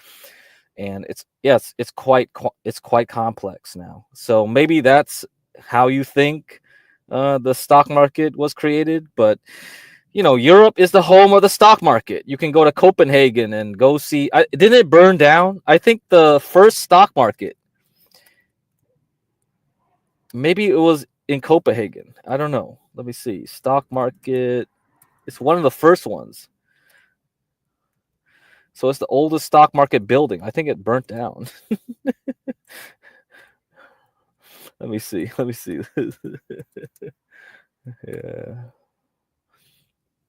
Yeah, Copenhagen. Fire ravishes 17th century old stock exchange in Copenhagen, toppling the iconic spire. The roof of the 17th century old stock exchange, or Borsen, Boersen. I don't speak Danish. I can't pronounce that. Okay, that was once Denmark's financial center, was engulfed in flames on Tuesday. This was in April 16th, 2024, this article. So yeah, you guys can look it up. Now, let me see some pictures for you. Let me get some pictures. I'll put it up on the screen. So yeah, and if Righteous Muffin was on here, he'd probably be like, well, it wasn't the white man that created the stock market. It was the yeah, you know who. Anyway. Anyhow, yeah. Of course. We can go there. Let me show you this the images here. But I mean, I think Europeans have a different opinion on the stock market than you can buy on the futures, Duale. There is a coffee futures. There is pork belly. I mean, I don't know about beef. There used to be an egg futures, but that was too crazy, I think. Vegetables, you can buy grains like wheat, soybean, and that. So that's in the futures exchange. So you use the Chicago Mercantile Exchange or the London like metals exchange have metals. So there's a ton of markets around the world. So stock market for stocks with companies, but you can buy companies that have relationship to beef, chicken, and vegetables. There are companies that do avocado. Yeah, I think that's AVO. They have AVO. I bought one share to buy more. All seeing guy. Monday, I was screaming about SMCI. Holy shit. SMCX is 150%, man. For 1 week. It went up I sold my last chunk on Friday. I didn't want to hold on the weekend. You know, and it's up 30 something percent today, right? I could have day traded it. I could have just jumped back in the morning, you know, and got like at least 20%. But, you know, I wasn't going to do that. I was like, whatever.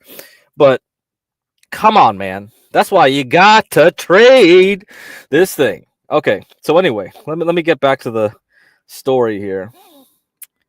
All right, accept all the stupid cookies. Fire ravages 17th century old stock exchange in Copenhagen, toppling the iconic spire. April 16th. So you can see the pictures here. Wow, that is bad. That is bad. Yeah, I don't know if these folks know about the history, man, of this thing. Oh, this is what it looked before.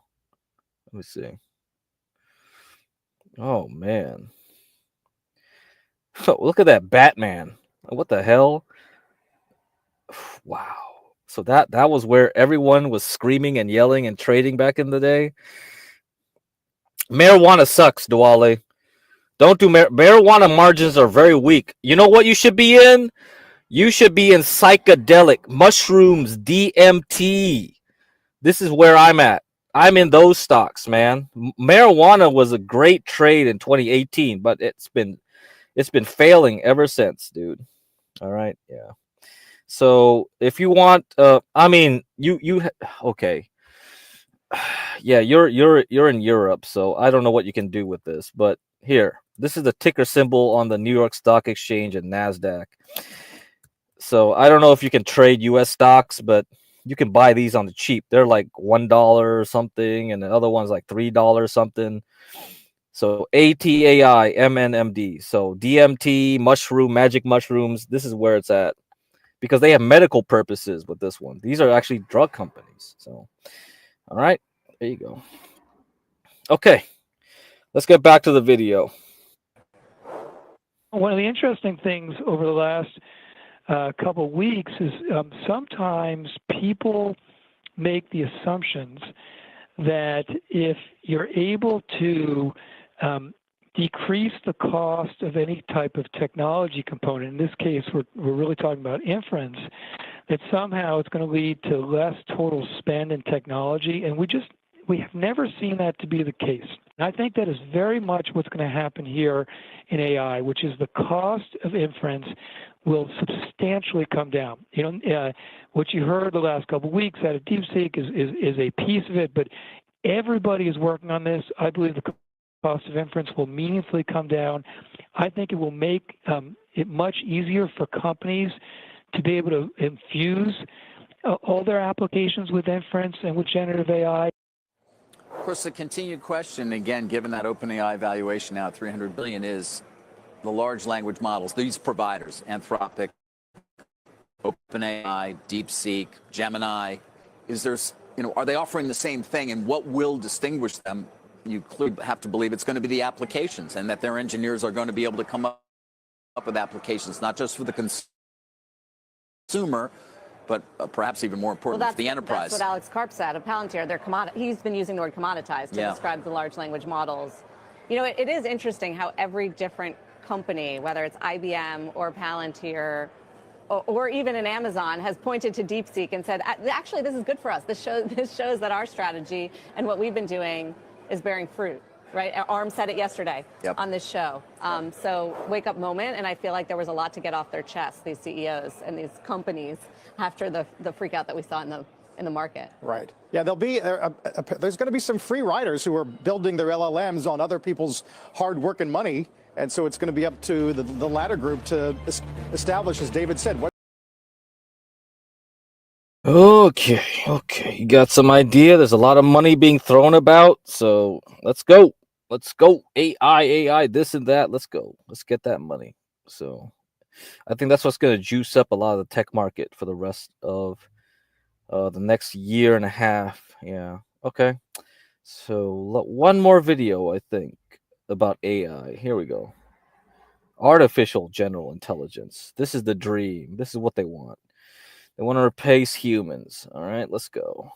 SoftBank close to finalizing a $40 billion investment in OpenAI that would value the startup at an eye-popping $260 billion. That's according to sources telling our own David Faber. Just the latest in a flurry of signals from tech that AI spending is not slowing down after DeepSeek. Our Drew DeBosa watching that in today's Tech Check. Happy Friday, Dee. Happy Friday, Carl. So SoftBank's massive investment, along with more CapEx spending by big tech, that might seem out of place in a new AI paradigm where the best performing models are cheaper and they're more efficient. But think of it as an AGI at all cost strategy. Masa-san and OpenAI's priority, relying on incremental improvements that DeepSeek proved can be reached through a process called distillation. That's where a large complex model is distilled into a smaller, more efficient one. Distillation yields more cost-effective performance gains, but it doesn't drive the revolutionary breakthroughs needed to reach AGI or ASI, as artificial superintelligence is known.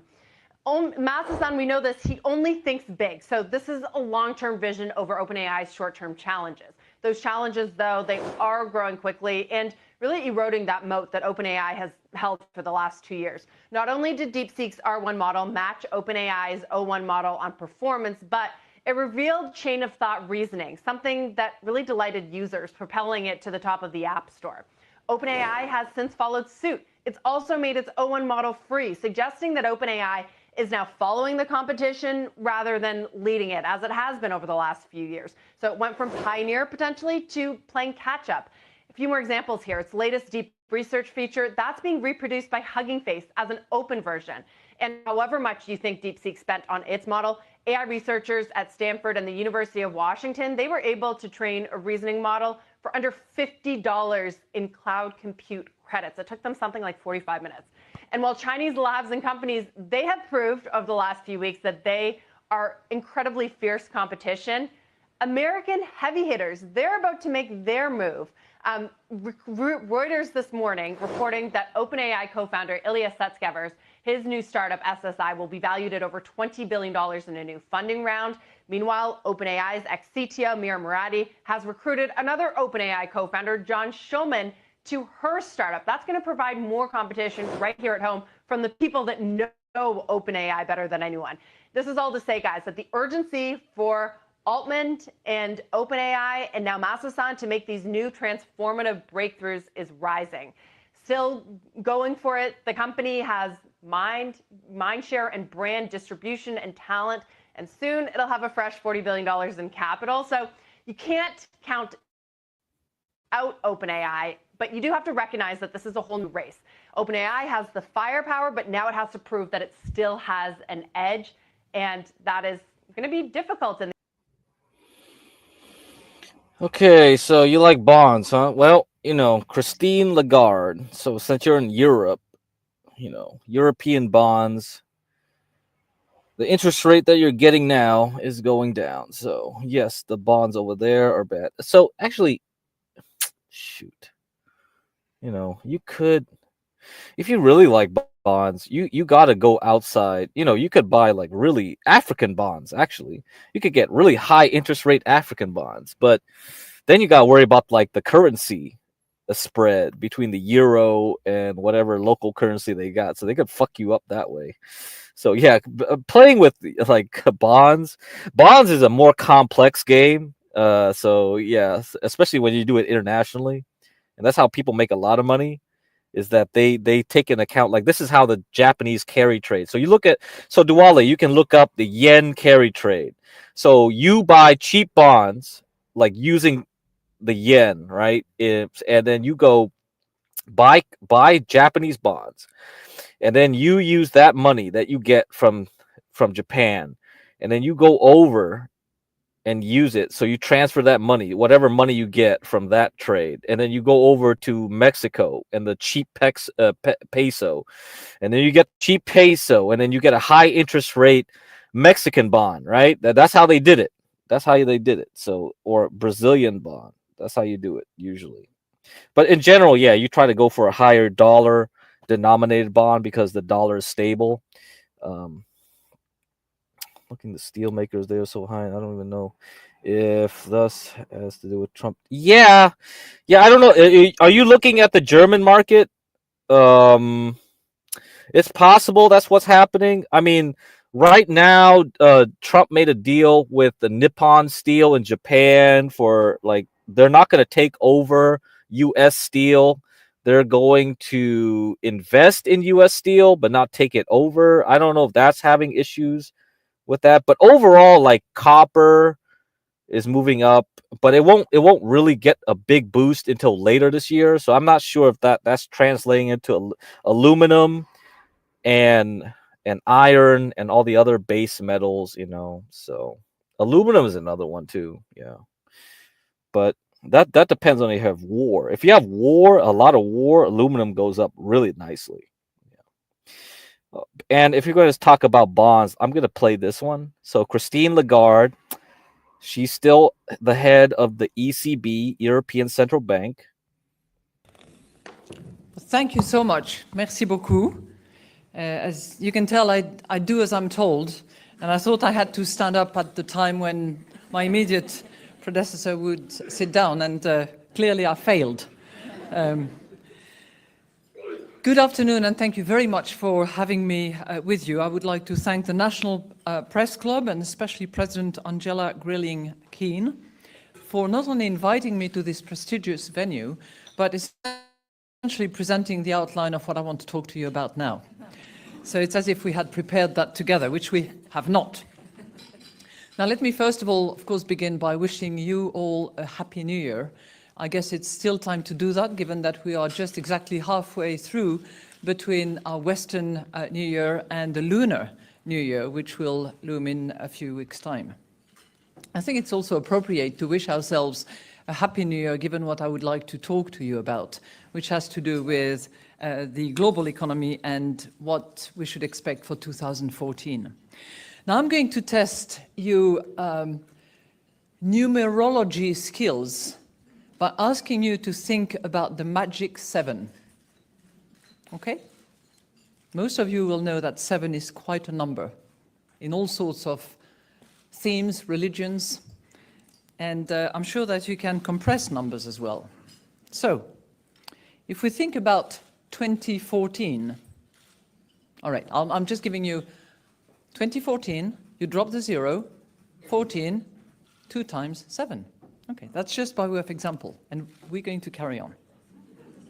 So 2014 will be a milestone and hopefully a magic year in many respects. It will mark the 100th anniversary of the First World War back in 1914. It will mark the 70th anniversary, drop the 0, 7, of the Bretton Woods Conference that actually gave birth to the IMF. And it will be the 25th anniversary of the fall of the Berlin Wall. 25th. Okay. It will also mark the 7th anniversary of the financial market jitters that quickly turned into the greatest global economic calamity since the Great Depression. The crisis still lingers. Yet, optimism is in the air. We've left the deep freeze behind us, and the horizon looks just a bit brighter. So my hope and my wish for 2014 is that after those 7 miserable years, weak and fragile, we have 7 strong years. Now, I don't know whether the G7 will have anything to do with it, or whether it will be the G20. I certainly hope that the IMF will have something to do with it. Since people are talking about the IMF, let me bring this up.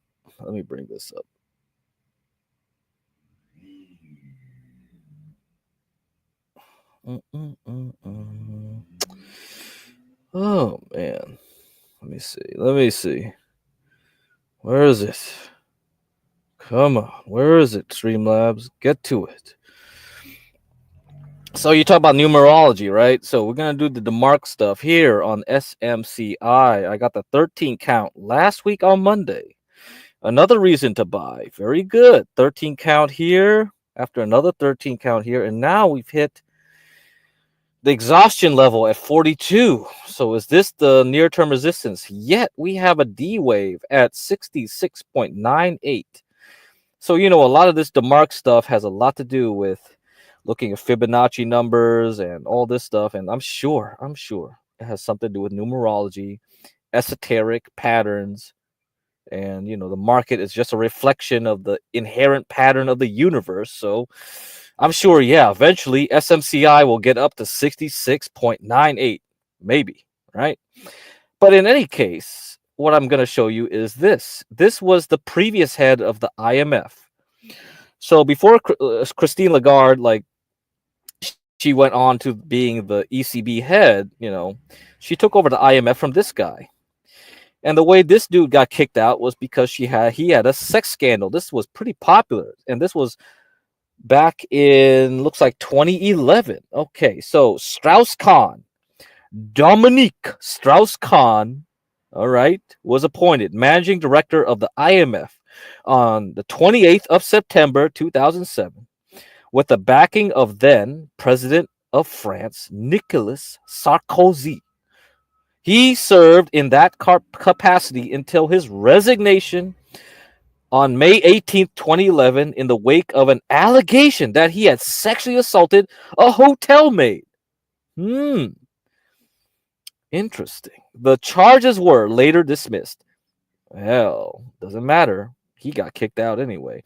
Other sexual allegations followed and resulted in acquittals. These accusations were seen as controversial in France. Really? Come on. Come on. The French are pretty libertine, man. Like, why would they give a crap about a guy doing infidelity or... Well, dude, the French, weird. I don't think this is controversial in France. This guy would be like clapped on the back and be like, here you go, man. Here you go. You get a free baguette. Here's a bottle of wine. And here's some pate for you and a croissant. All right. And prompted prominent conspiracy theories as well as debate on the role of the media in debating and determining a suspect's guilt ahead of conviction or legal proceedings having even been initiated. Numerous photos of the handcuffed Strauss-Kahn were banned from publication under French laws, while the publication in the U.S. prompted outrage. Man, French laws are pretty insane.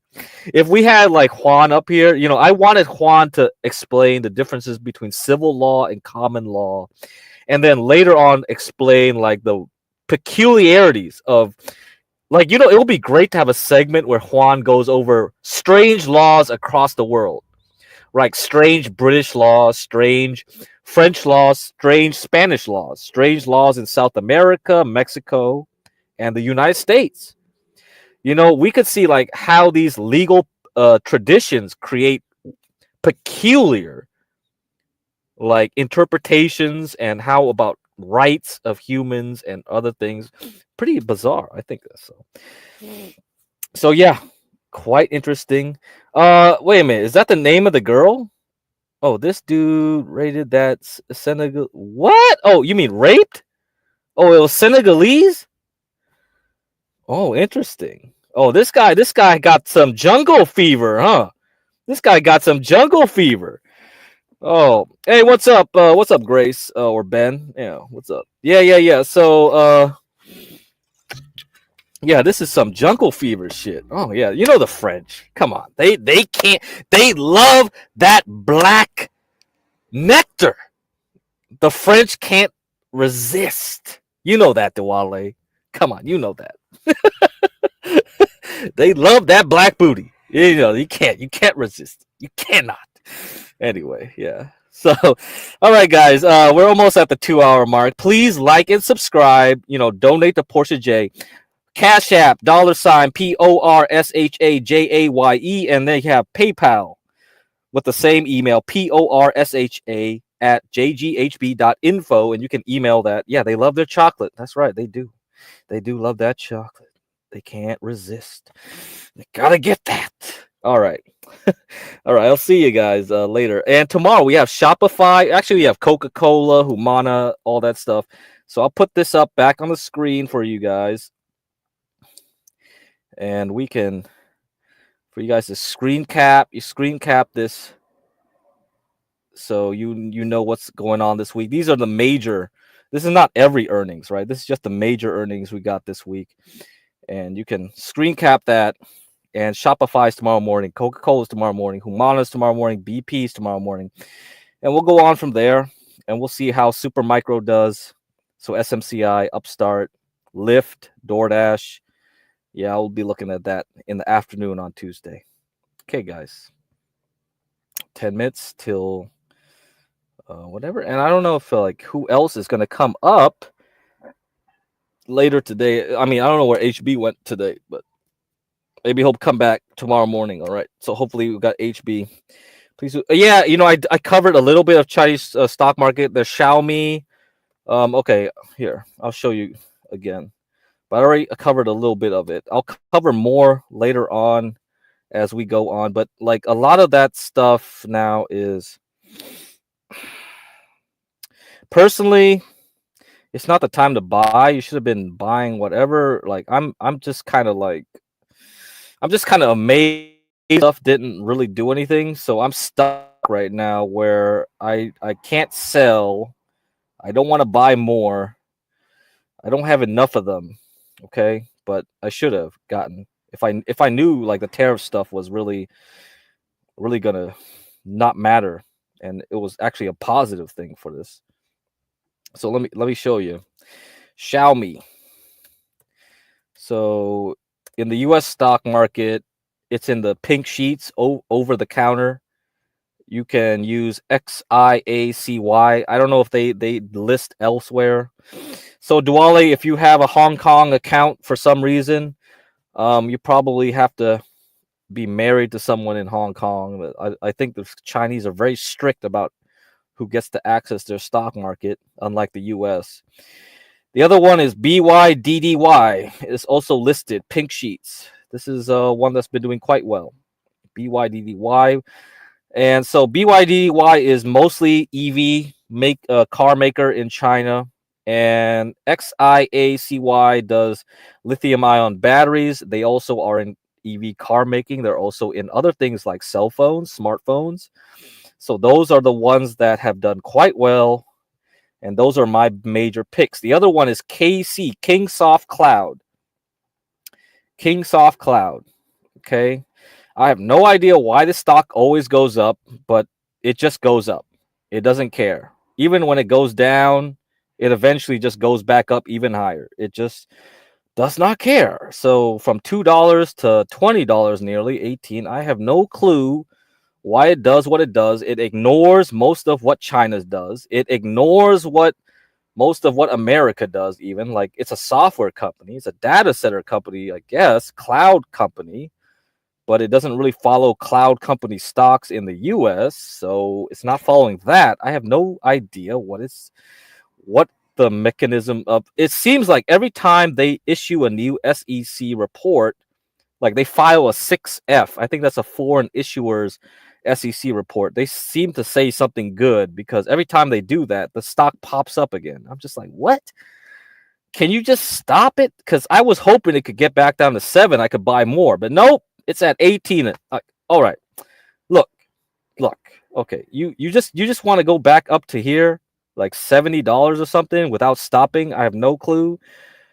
But yeah, last week we had a lot of volume, so I'm just waiting. Yeah, I'm just waiting right now. Let me show you what the Hang Seng is doing. So the Hang Seng, Hong Kong, right here. Okay. So this is a messy chart. So it looks like it's breaking out of this range. It got above 20,600. Okay, it's going back up to 22.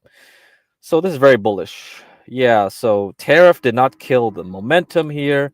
And I'll show you it on this chart too. So the Hang Seng here, you can see what I drew here. So this is what my prediction was. I drew this squiggly gray line.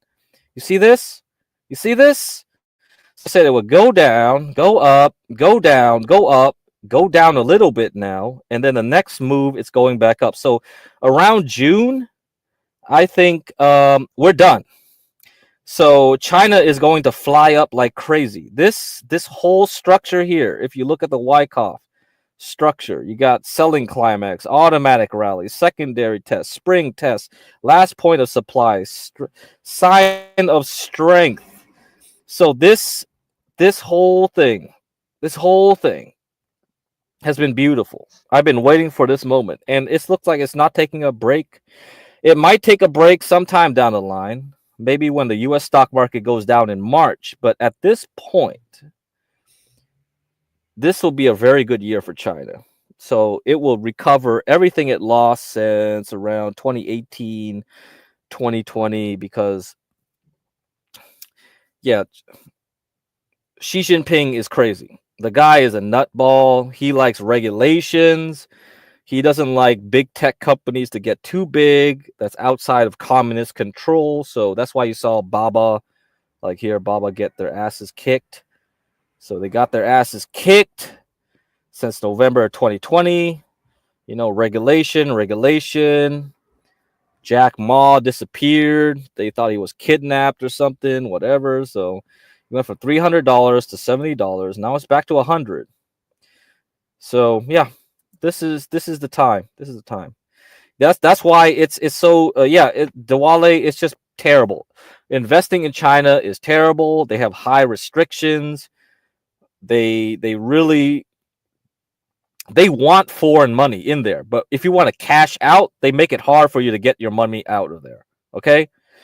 So directly investing in China through their stock market, through the Hong Kong Stock Exchange or the Shanghai or the Shenzhen. Shenzhen is a mostly tech stocks are in the Shenzhen market. It's terrible. It's not like America. You know, America is very free, very loose. They don't care. But in China, they want to restrict certain flows of money. So as a foreigner, you're gonna have a hard time. Yeah. So if you believe, like as you say, Diwali, if you believe AI is like, the problem is you can't invest in those smaller companies. You gotta get access to the market there. I can't get the penny stocks in China, right? They're not big enough to list in the NYSE or meet the accounting standards, because like the problem with these Chinese stocks too is there's a ton of penny stocks that they just do accounting magic. They just fuck around with their bookkeeping, and yeah, you can't trust them at that point, because like unlike the US, like it takes a lot more work to do fraud, right? So it doesn't seem any harder to buy cases out. And yeah, it's not.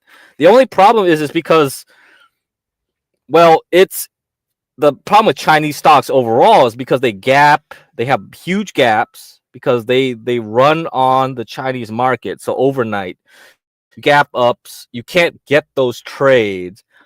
You have to basically buy the previous day, hope that the Chinese market is good for the next day. So that's why KC, you see, and a lot of other Chinese stocks, when they start moving up, you miss the move, because all the action, the intraday action, is overnight in Chinese hours, right? Between 6 p.m. into about 10 p.m. my time. So that's 9 p.m. Eastern into like pre-market US New York time. So that's kind of the problem. You can't have flexibility in trading. You just kind of have to go with it where like, okay, I believe it, I'm gonna buy it, I'm gonna hope I don't get burnt overnight. That's the problem with it. Yeah. Okay, hope that figures out. Oh yeah, vote for Sam Fisher, blah blah blah. He's currently first. Yeah, he's still first. So yeah, when Portia gets up here, when she does her stream, she'll promote it. If 12th man gets up, yeah. So vote for that. Let me get the link up. I think there was a lot of discussion about if it's a fraud or not, that whole scam. I think the thing about it is that if you can pay for votes, there is a potential for someone just to come in. And I think the other thing too is transparency, right? So that was another criticism. So if by the time like a 12th man gets to like, and Sam Fisher gets to like the later levels, there probably will be some fuckery that will happen. All right, so we're not going to be sure until we get to that point, though. We're not there yet. So he's easily like keeps getting first in his bracket, then it doesn't matter. So let me try to find that.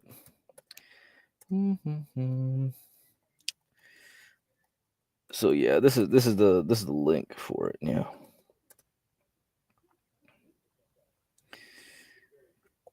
All right. Yeah, we got the link here. Alrighty, guys. I gotta go. We're at 2 hours. So remember, donate to Portia J. We got Black History Month. Yeah, you can also donate at the Urban Landlord link. Let me see.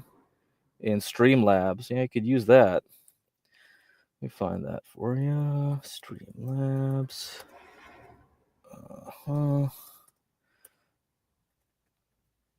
Yeah, right here. Here, I'll give it to you. You can use Streamlabs. And I'll see you guys.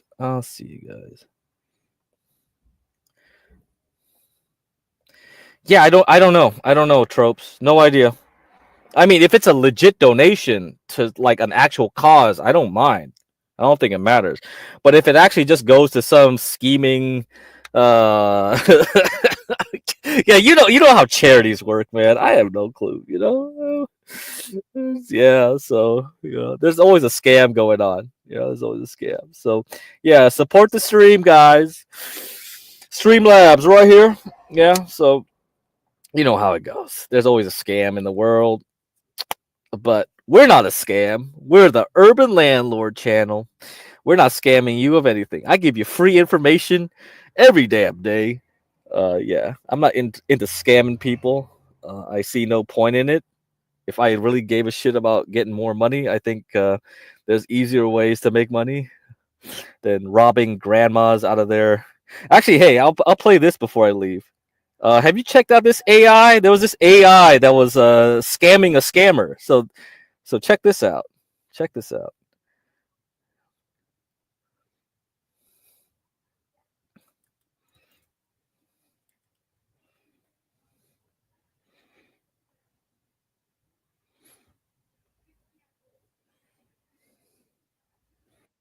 Right now?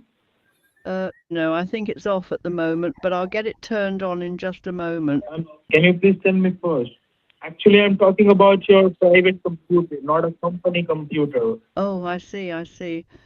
You're talking about my little old computer at home. Well, it's just my personal one. I use it mostly for looking up knitting patterns and, the occasional recipe for scones. Okay, find a glass and turn it on. Just come to the home page. Oh, bless. I think I might be getting there. Come to the home page at your computer, okay? It's taking a bit longer than usual. Hello, I'm not able to understand what are you doing, ma'am. I just try to help you on that. Can you please come to the home page in your computer? Oh, I'm so sorry, dear. I'm doing my best. Oh, dear. I'm 78 years young. Back in my day, we didn't have all this technology. Everything was much simpler. What about you, dear? Okay. And you think that it is a joke, right? You're trying to kidding with me. I'm just a little confused with all this technology. I think your profession is bothering people, right? Oh, bless. I wouldn't want to bother anyone. I'm just trying to have a little chat. You can see an application named Play Store, P-L-A-Y, Play Store. Dear, did you say pastry? I'm afraid I'm not quite on the right page. No, I'm talking about the Play Store application, Play Store. It's not pastry. Oh dear, I'm so sorry. I'm a bit muddled. So Play Store. I'm trying to get there. My screen seems to Open up the application. Oh dear, I think I clicked something wrong. Open up the application. It seems to have gone black. Is that supposed to happen? How do I get it back?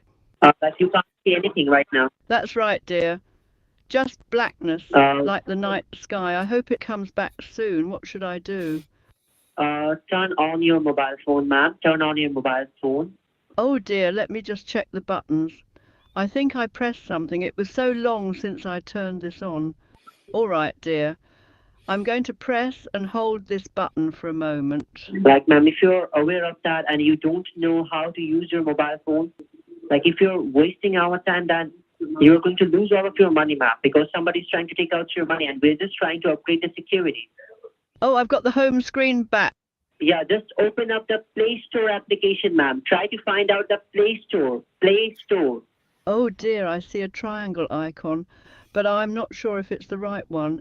It could be a slice of pie. You know, my eyesight isn't what it used to be. Let me just squint at it. Just try to find out the written icon. It's a Play Store. Play, Play Store. Oh, bless, it's still like loading. I hope it doesn't take too long, dear. Do you have any lovely pastries in your area? I do adore a good scone. If you're interested, I could share my recipe for a lovely... To me, ma'am. I'm not interested in your recipes, okay? Oh dear, you sound a bit frustrated.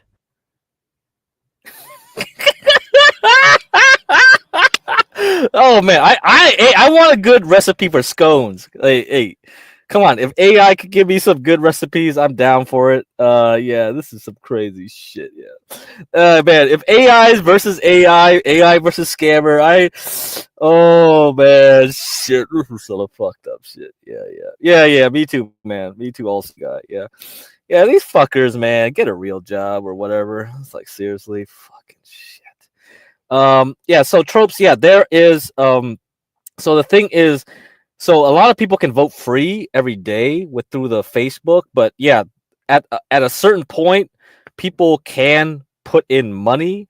So you can do it right now too. There's options where you can pay money to do multiple votes without going through the Facebook too. So, once 12th man gets up to the next levels, we'll see how it goes, because I'm assuming when he gets far enough, that's when you see the manipulation kick in.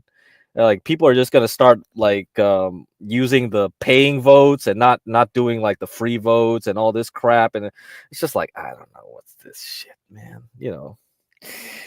But hey, if you can game it and get some money off of it, I'm sure it's fine. But yeah, 10K. Well, I'm sure. Hey, we on the Halloween stream we got like what, almost nearly 2K to do the contest. I'm sure if you really needed 10K, we could figure out a way to get 10K, right? We could just like pull people's money in. We have like the GetCrack hedge fund, put people's money in. We can use that money and I'll trade my way up to 10K from 1K or some shit like that and see what happens. Like that. Yeah, let's see. Yeah, I tried to vote, but yeah, if you're not on Facebook, don't bother, because then you have to make your own. Like Facebook is really annoying. They want your ID and this and that. So I have an old Facebook account. I haven't logged in quite a while. Now they want me to prove my face and this and that. I'm like, fuck that shit, bro, dude. Forget it. So I have an Instagram that I didn't need to do all that jazz for, and I just got it because like last year when like everyone was like, hey, you got Instagram, I don't use Instagram, what the hell. So so I'm not gonna freaking, and the same thing with LinkedIn too, show your ID. It's like, what, dude? I have an old LinkedIn account, I haven't used it in a while, and it's just like, now you want me to show my ID to log in? It's like, F that shit too. So I got an old LinkedIn account with I keep getting bothered by people who call me through my old phone numbers and emails. That's recruiting. There's a lot of recruiting work going on right now, so they're definitely desperate for electrical engineering jobs. So that's the job market is pretty tight for specific skilled workers. So if you get in the right places and you juice up your resume and your LinkedIn profile, it should be easy to get a job from that standpoint. You just got to find the right niches. Okay. All right, guys. I'll see you. And we'll see what happens tomorrow. I think SMCI is up. I don't know. After hours, I don't know if that means anything tomorrow morning. It's crazy. SMCI is crazy. Holy shit, it's crazy. Let's see. Astera Labs. Oh, it's down 4%. So it was down 10%, went back up plus 2%. Now it's down 4%. I have no clue if this is going to be a good trade tomorrow. Yeah. Yeah, you have to sign up to see. Yeah, X is like that. Ever since Elon took over, he started ripping out a lot of the APIs that people were using for free, and then he ripped out the free viewing. You have to sign up to view. So this is what it is. It's like you gotta. He's trying to monetize it because Twitter before Elon wasn't making any money. Okay, so a lot of these companies are just loss leaders. They don't make any money. They're just there to suck your data. That's the only way they could monetize things. And if somebody, either government or another private entity, isn't buying your data, if they don't think your data is worth it, then this is the problem. Yeah. So, all right, guys. Later. Feel like I should, feel like I should, feel like I should, feel like I should go. Feel like I should go. Feel like I should, feel like I should, feel like I should, feel like I should go.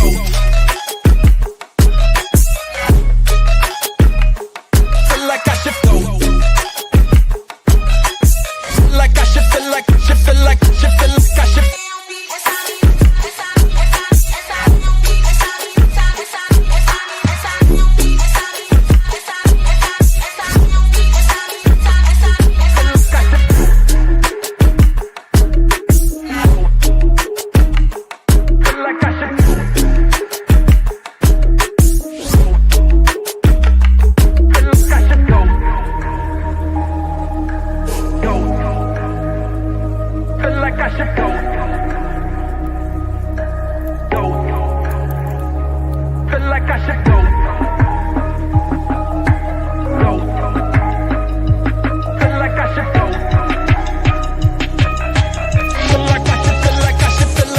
Feel like I should